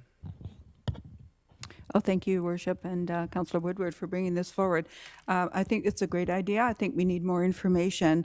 I think that one of the challenges, as been identified before, is that there are a few, but I think by default of not doing anything is really just, you know, a terrible precedent to send, and to the community to say, well, we've got all these regulations, but we really don't care, and we're not going to follow up and do anything about it. In fact, if you don't have a permit. So I really see that it brings the whole thing into disrepute. So I think that it's better to take a position based on the information that we can get as a whole as to what's possible. Personally, I've always said I support a ban, but, you know, if that's not in the cards, then I understand. But at least some kind of regulation and some kind of way to manage the system, because eventually I think it will come down, unfortunately, as many things do, that it'll be a liability issue at some point, either property damage or, unfortunately, people injuring themselves. And, you know, if we're in a position to say, well, we had all these regulations, but we didn't do anything, I just think, you know, we could be captured by that problematic kind of stance. So I'm very supportive of this, and I hope it comes around before next Halloween. Oh, actually, New Year's. But that's too much to hope That'll be the for. September 2022 meeting. Okay, well, yeah, there's that. Councillor Richter.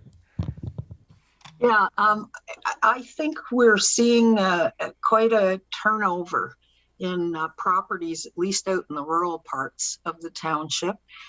And the new owners that are coming in aren't either aware or they're not paying attention to the rules and regulations that we have. So we really do have to do something, because it's very disruptive to the animals, particularly horses, dogs, even my poor feral cats. And we just need to clamp down on this. So I'm thanking Councillor Woodward for bringing this motion forward. Councillor Ferguson. Thank you.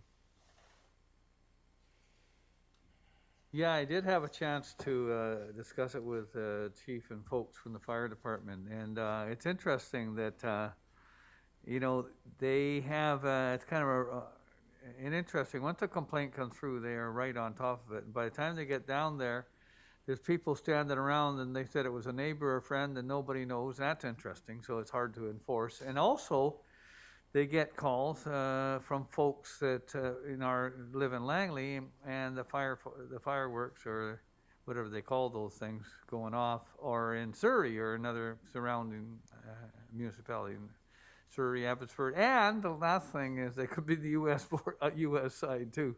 So it's interesting. They are so loud. I think it's important that we do look at this, but. You know what I noticed this year? I'm not sure if other council members or public noticed it. after Halloween, 2, 3, even a week later, folks shooting those things off. It's not like a war zone up by where I live. But I just wanted to bring that. So I think if there's anything we can do, it'd be great. Thank you. Okay, I'll call the question on this. All those in favor? And opposed? I'm opposed. Mayor Fro's opposed. Okay, we move on. Provision of mail-in ballots for municipal elections. Councilor Woodward. Yeah, same as the others, Mr. Mayor, I'll just move that. Okay, thank you. I'll second. Second by Councilor Richter. I would like to Could I speak put to it in. first? Or Sure, go ahead. You Go can, ahead. you can ask questions if you like, Mr. Mayor, but.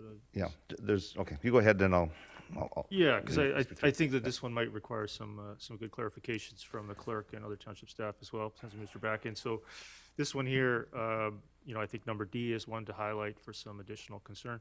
But overall, I wanted to bring it back to council's attention that as of right now, as I understand it, that unless something changes with the direction from council, that mail-in ballots will not be provided for in the upcoming municipal election in 2022, and I would like to see them be provided for. I would like to make voting by whatever mechanism people would like to do it by, whatever their preferred mechanism is, for that to be available to them.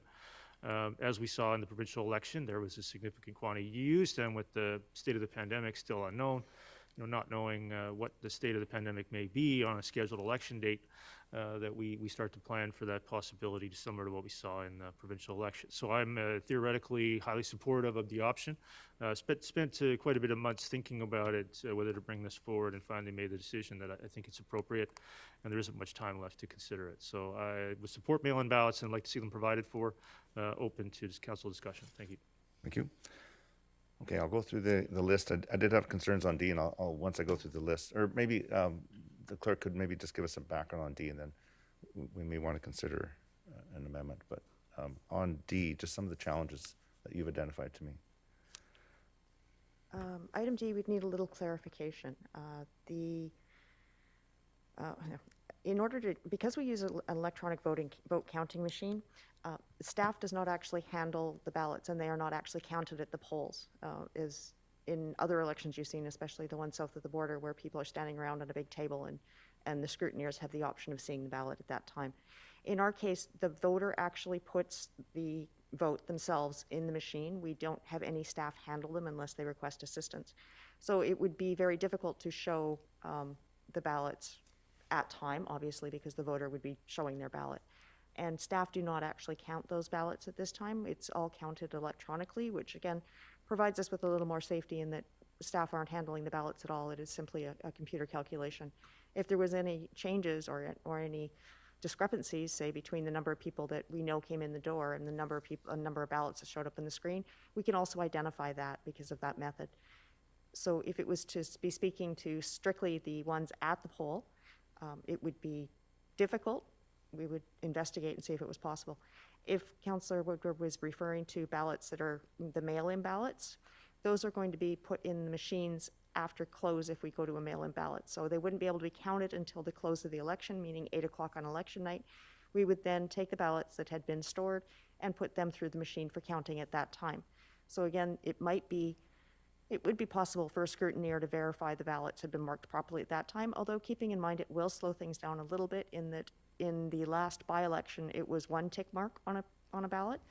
In this case, we'll be having the 3 elections that go forward, the mayor, the council, and the school board, and we'll have, well, I think our average is about 34 people that run for council and probably a 15 or so that run for the school board. So it will be a little bit of the calculations to slow us down, but of course it is possible. Thank you for that.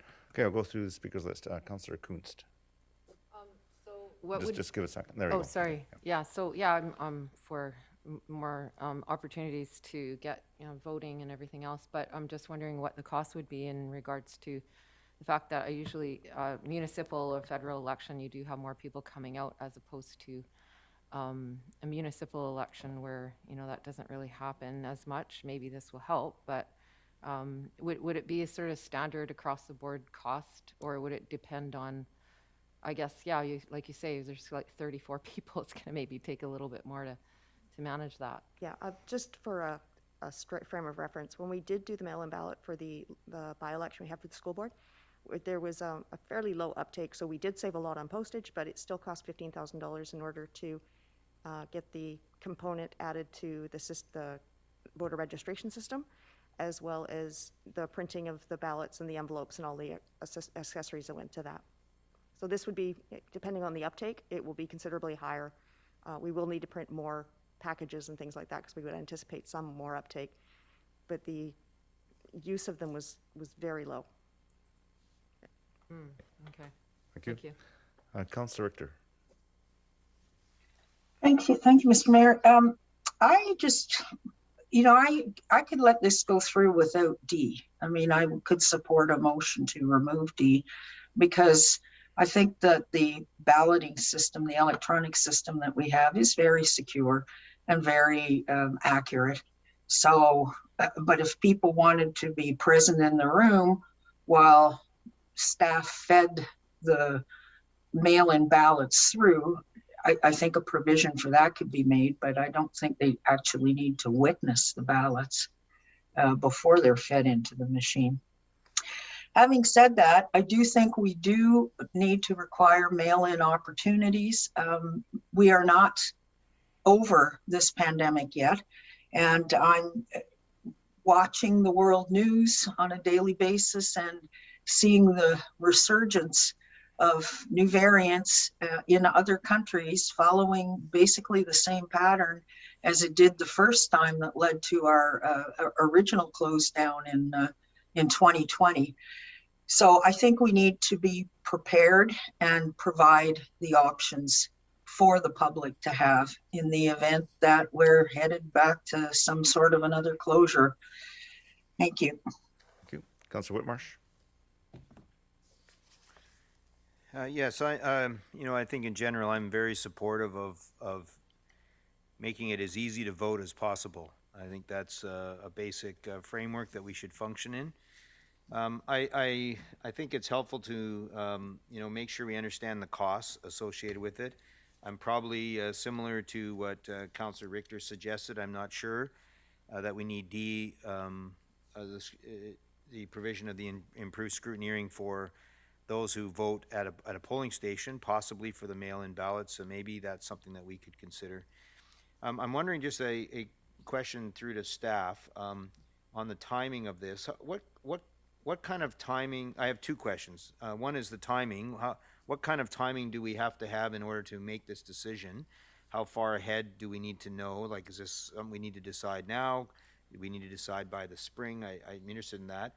And as well, I'm just not, how does it work with Elections BC in the province? Is it up to each municipality in a municipal election to decide if they want to do mail-in ballots for their community or not? Thank you. The timing, I believe, working backwards, I believe we have to have it done by the beginning of May, in a number of weeks before the election. So if we don't have to have, the bylaw would not have to come forward like immediately. We would have to take some time to review. We would review all the election bylaw and see if there was any other changes necessary. The province actually leaves the use of mail-in ballots to the municipalities. There was a recent change. Prior to this recent change, mail-in ballots could be used for people who were going to be out of the area for the election or had other cause that it could be approved. Now they have changed that as a result of COVID and other changes to be anyone can request a mail-in ballot prior to the election. Okay, thank you. I guess based on that information and timing of it, I certainly would like to continue going down the path of looking into it. I'm wondering if it'd be helpful to maybe, I don't know if it's a report from staff or some kind of information that would outline costs and some of the changes that would have to be made and things we'd have to do in order to make this possible. So it seems like we don't have to decide today. We could certainly ask staff to maybe look into it and report back to us some of the implications of this kind of move. Thank you. Councillor Woodward. Yeah, thanks for that. I think I definitely recognize that the D definitely is the more challenging one to get right. So rather than try to amend it at the table, I'm quite happy to move, but before I do that, potentially move for a staff report on this before directing it to be included draft within a bylaw. But I just want to confirm through to staff, Mr. Mayor, what the timing of that might look like. So what I would prefer not to see is the staff report come back 2 weeks prior to the bylaw, that there would be, maybe it come back in January or February or something with plenty of time for council to look at it rather than putting time pressure on that decision. Before, generally I know when it would come back prior to moving to have a report process stage in between? I would anticipate late January. Okay, so then, with that understanding, I would move that this be sent to, for staff report to review, the cost and item D. Okay, so moved and seconded, that amendment.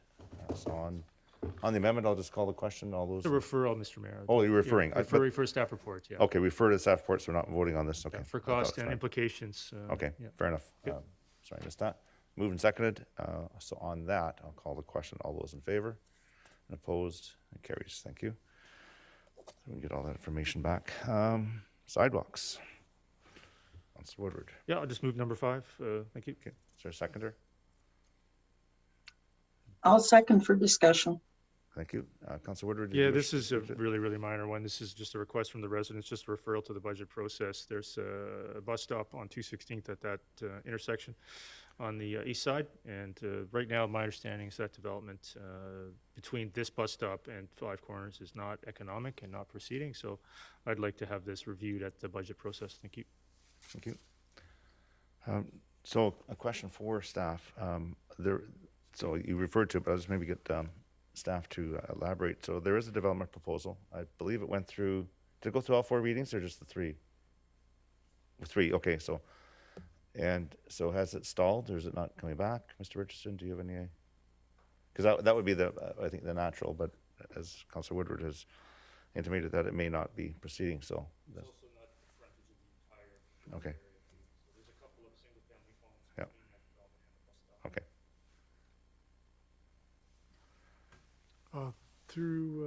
To your worship, yes, you're correct. There's a active development application there. They just haven't elected to proceed at this time.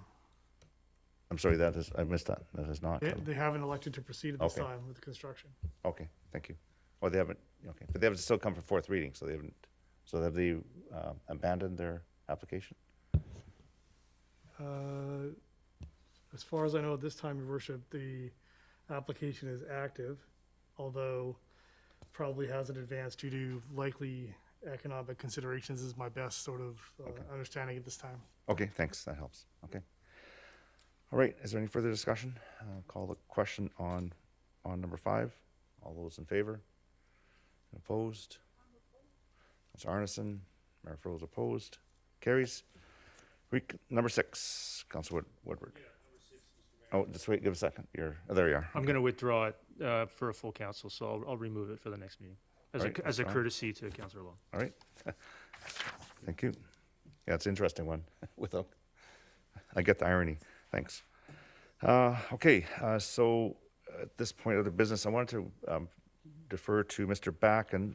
We have some discussion regarding budget meetings and CPC meetings, but Mr. Backen, I'll let you take over.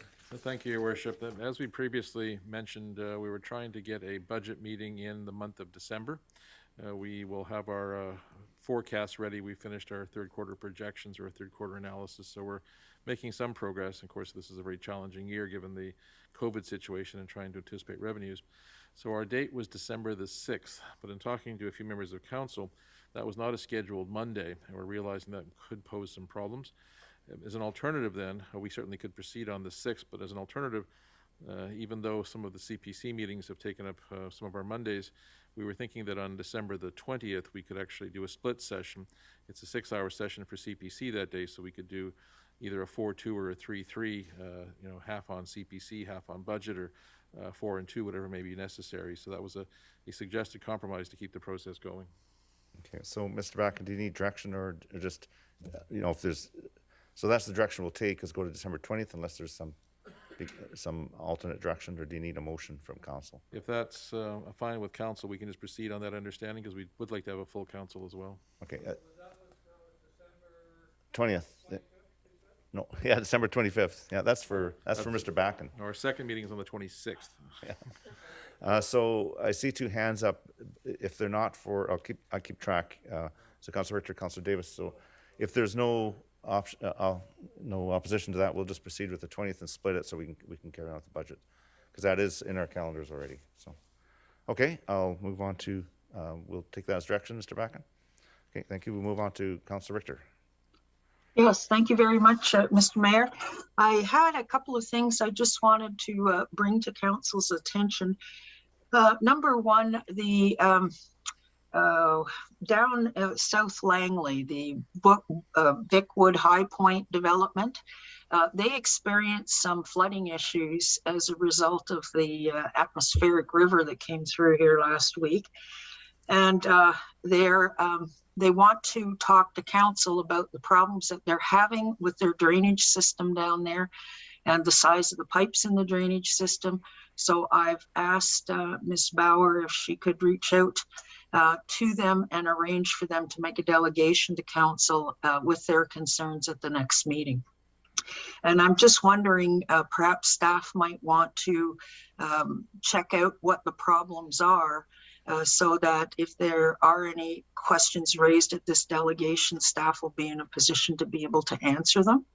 So that was the first one. The second one is I want to go back to the water licensing matter that you referred to in your report. And thank you for bringing it up there. Basically, there is the fees to register for a water license are waived until March the 1st. After March the 1st, a fee will be implemented as well as a regular or an ongoing annual licensing fee.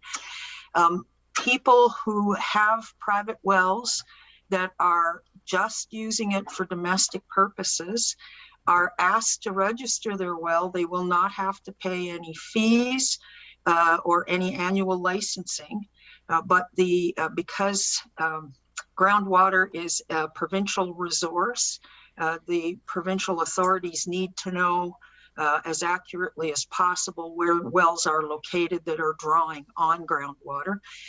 However, if you do have some sort of a farming activity, and I think this is the important one because I know a lot of people who live out on rural acreages do have farming activity, whether it's chickens or blueberries or something like that, that they do in order to qualify for a reduced farm tax each year.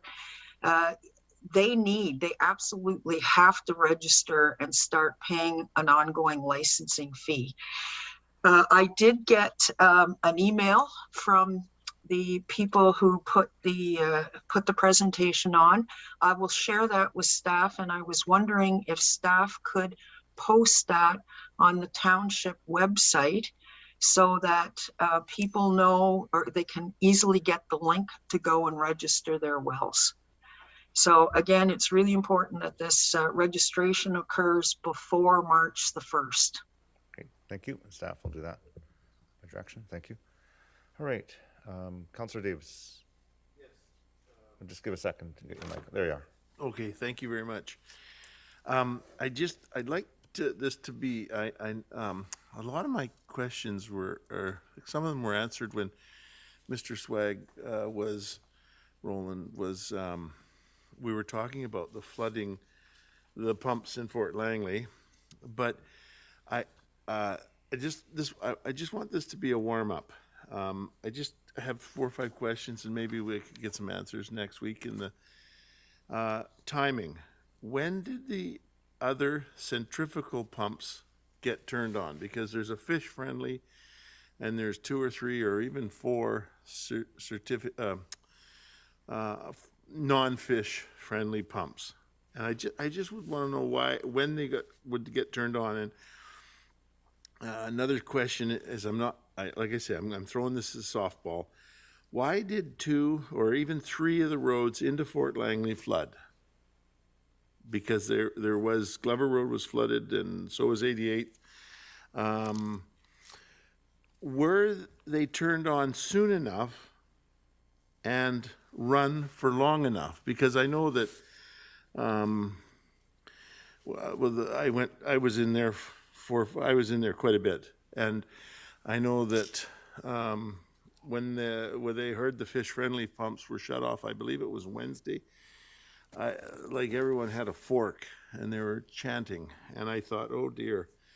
So another question is it time that we reevaluate the set levels? So that maybe we can see with Sumas, with the old lake, that Mother Nature wants her lake back every 100 years, I think. and that was a catastrophic event. It was worse than the flood in 48, and in a lot of ways. We also cannot get the water out fast enough that's coming in. And I know this isn't a question, just a comment, is we had a fella talk to us 3 or 4 years ago, and he talked about upstream development of a healthy, what do you call it? Ecosystem.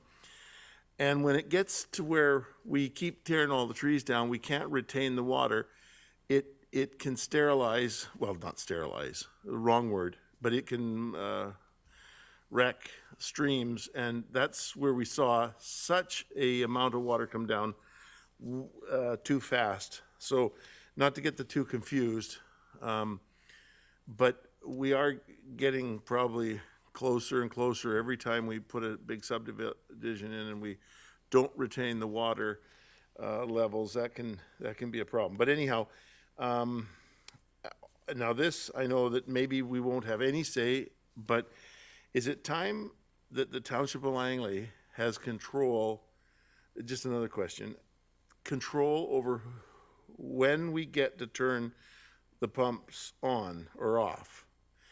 I know Fisheries has it right now, but if we did have a friendly, this is kind of a comment in a question, if we did have another screw there, and the concrete's there, everything's there, if we had another fish-friendly screw, then we maybe could run that, and that would help out an awful lot. It would double the what we're pumping out.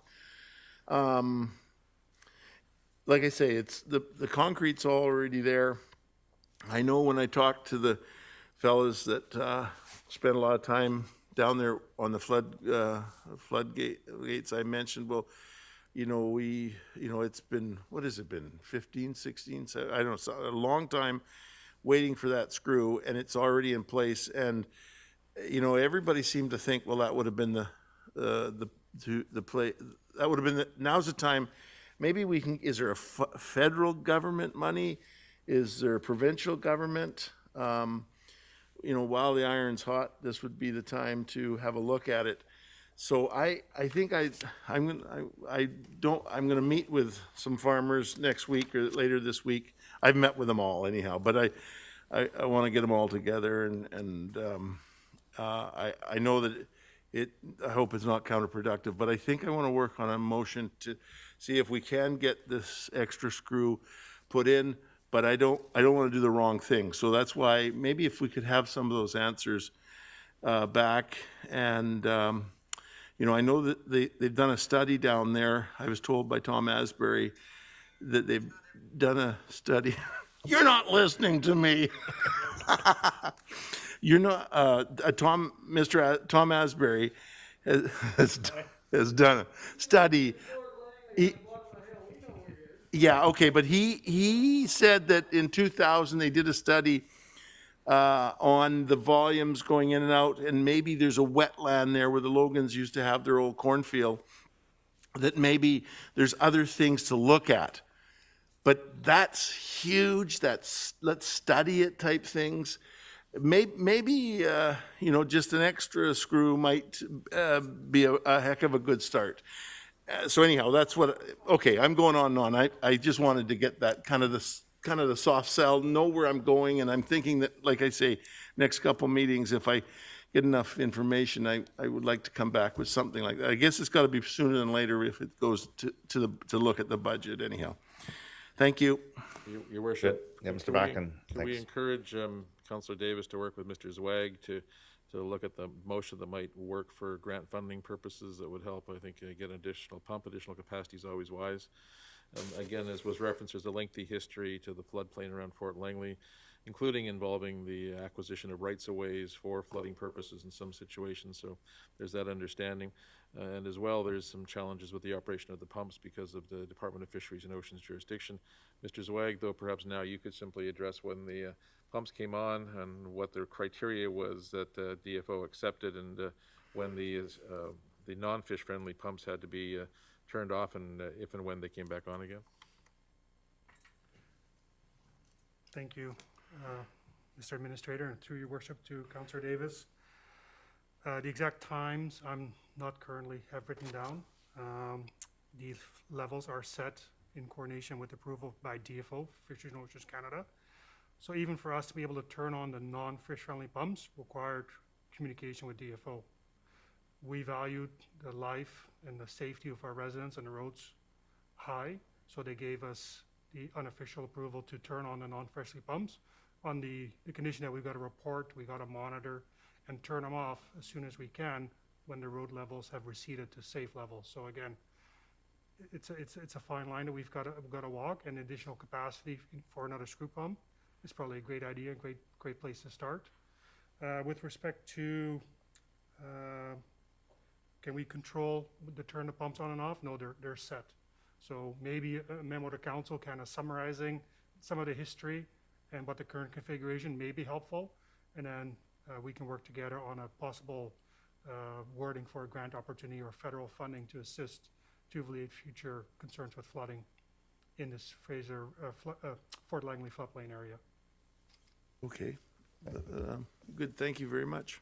Thank you. And yeah, so if we get a memo, that would be helpful. And also, going back in history, there's a lot of history here. I know in 2012, we had a delegation regarding the pumps and some of the issues of the flooding in Glen Valley. And I happened to be at a conference in Ottawa that year, and I got a meeting with the Minister of Fisheries. And out of that, we got more meetings out here, and they did make some changes and adjustments to give us more ability to turn that pump on at different times. So, but yeah, I think it hinges on getting some funding so we can do the another fish-friendly pump. That would be helpful. So yeah, we'll get that information, and perhaps you can work and get a motion that we can get the council behind a request. So thanks for bringing that up. Councillor Kunst. Thank you. So a few things, actually. So while we were having this atmospheric river and all the flooding that was happening, and I was getting calls from, different people about who they could maybe contact if they had a plugged storm drain or whatever. Would there be, going forward, maybe some sort of memo that could go to council about road closures and about maybe things that we could maybe share in our social media as these things are happening? Because I did, dig around on the website, and I know it was really helpful for people to know, sort of what was going on. But if there was a way, we're going to be getting some heavy weather again in the next 10 days, that maybe we could sort of have that, if that was possible, because I know this was pretty crazy and staff was super busy overnight, getting those things done. So that's one. We got a letter from Brian Kruger asking, it was about 10 minutes before 12 today, about, that sort of very thing. Have there been any statements made about, the recent flooding and where people can get help with insurance? If you're on a floodplain, you probably won't get insurance. So what does that look like for people in the township that are in a floodplain and that are not able to get insurance? Where can they go? What do they do? Okay, there's two things there. I just want to talk to the first one, Mr. Okay, Back, and fill in sure. the communication. I know Yeah. I contacted staff during that time, and I did look on the website, and there was a list of closures, list of Yeah. issues, and some phone numbers to call. So I know that was on the website. And one thing that's happened over the last 10 years is good communication between our folks who manage that communications and also our engineering, so that information is coming up. But I'm sure there's always, this is another way that staff can look at how do we improve it. So I think that's important. Mm-hmm. Then on your second question, I'll defer to Mr. Backen, but maybe staff have more information on the communication that was done during this time. And I believe it's a big improvement from before, but how do we improve it going forward? Your Worship, we can look at some way of notifying or linkage to the council, information pages. The biggest challenge I think we faced was the continuing changing situation. It was changing every 15 minutes, so it's very hard to keep up, and that's where it got a bit frustrating for staff, because they were racing around putting up barriers in one area, then realizing the barriers were underwater. So it was a bit of a challenge in terms of that regard. In terms of Mr. Kruger, we are going to respond to him directly in terms of some options and provide him with some linkages in terms of provincial safety and assistance. You're quite right. There is a certain assumption of risk undertaken by those that live in the floodplain, so it's very difficult to get insurance. The only option then would be for the province to have some emergency operational funding or emergency services funding for those folks, and there is a page on the website that we're going to be circulating. Okay, so my last question, and it's actually more, there is a road under repair between 216th and 208th on 40th. Do we know when that might be finished? Mr. Zweig, would you like to give an update? Thank you, through your worship, to Councillor Kunst. The interim repairs have been completed. What we had to do is something called ground penetrating radar to ensure there's no additional voids underneath the roadway. So we're waiting for those test results before our geotechnical engineer could clear the road for us to be able to open it safely. So again, the repairs have been completed. We're just making sure, doing a due diligence with GPR to make sure there's no additional concerns underneath the roadway. Okay, thank you very much. All right, thank you. Is there any other business? Seeing none, I'd ask for a motion to resolve to special close for the items on the agenda. Is there any on table? No, so just items on the agenda. Have a motion, please. Councillor Whitmarsh and seconder, Councillor Davis. Seeing no additions, all those in favor, opposed, carried. And a motion to terminate. Councillor Davis and seconded by Councillor Kunst. All those in favor, opposed, carried. So we'll take about 5 minutes, come back at 5:05. Is that give enough time? So take a break till 5:05, and we'll stay on this link for our closed. Thank you.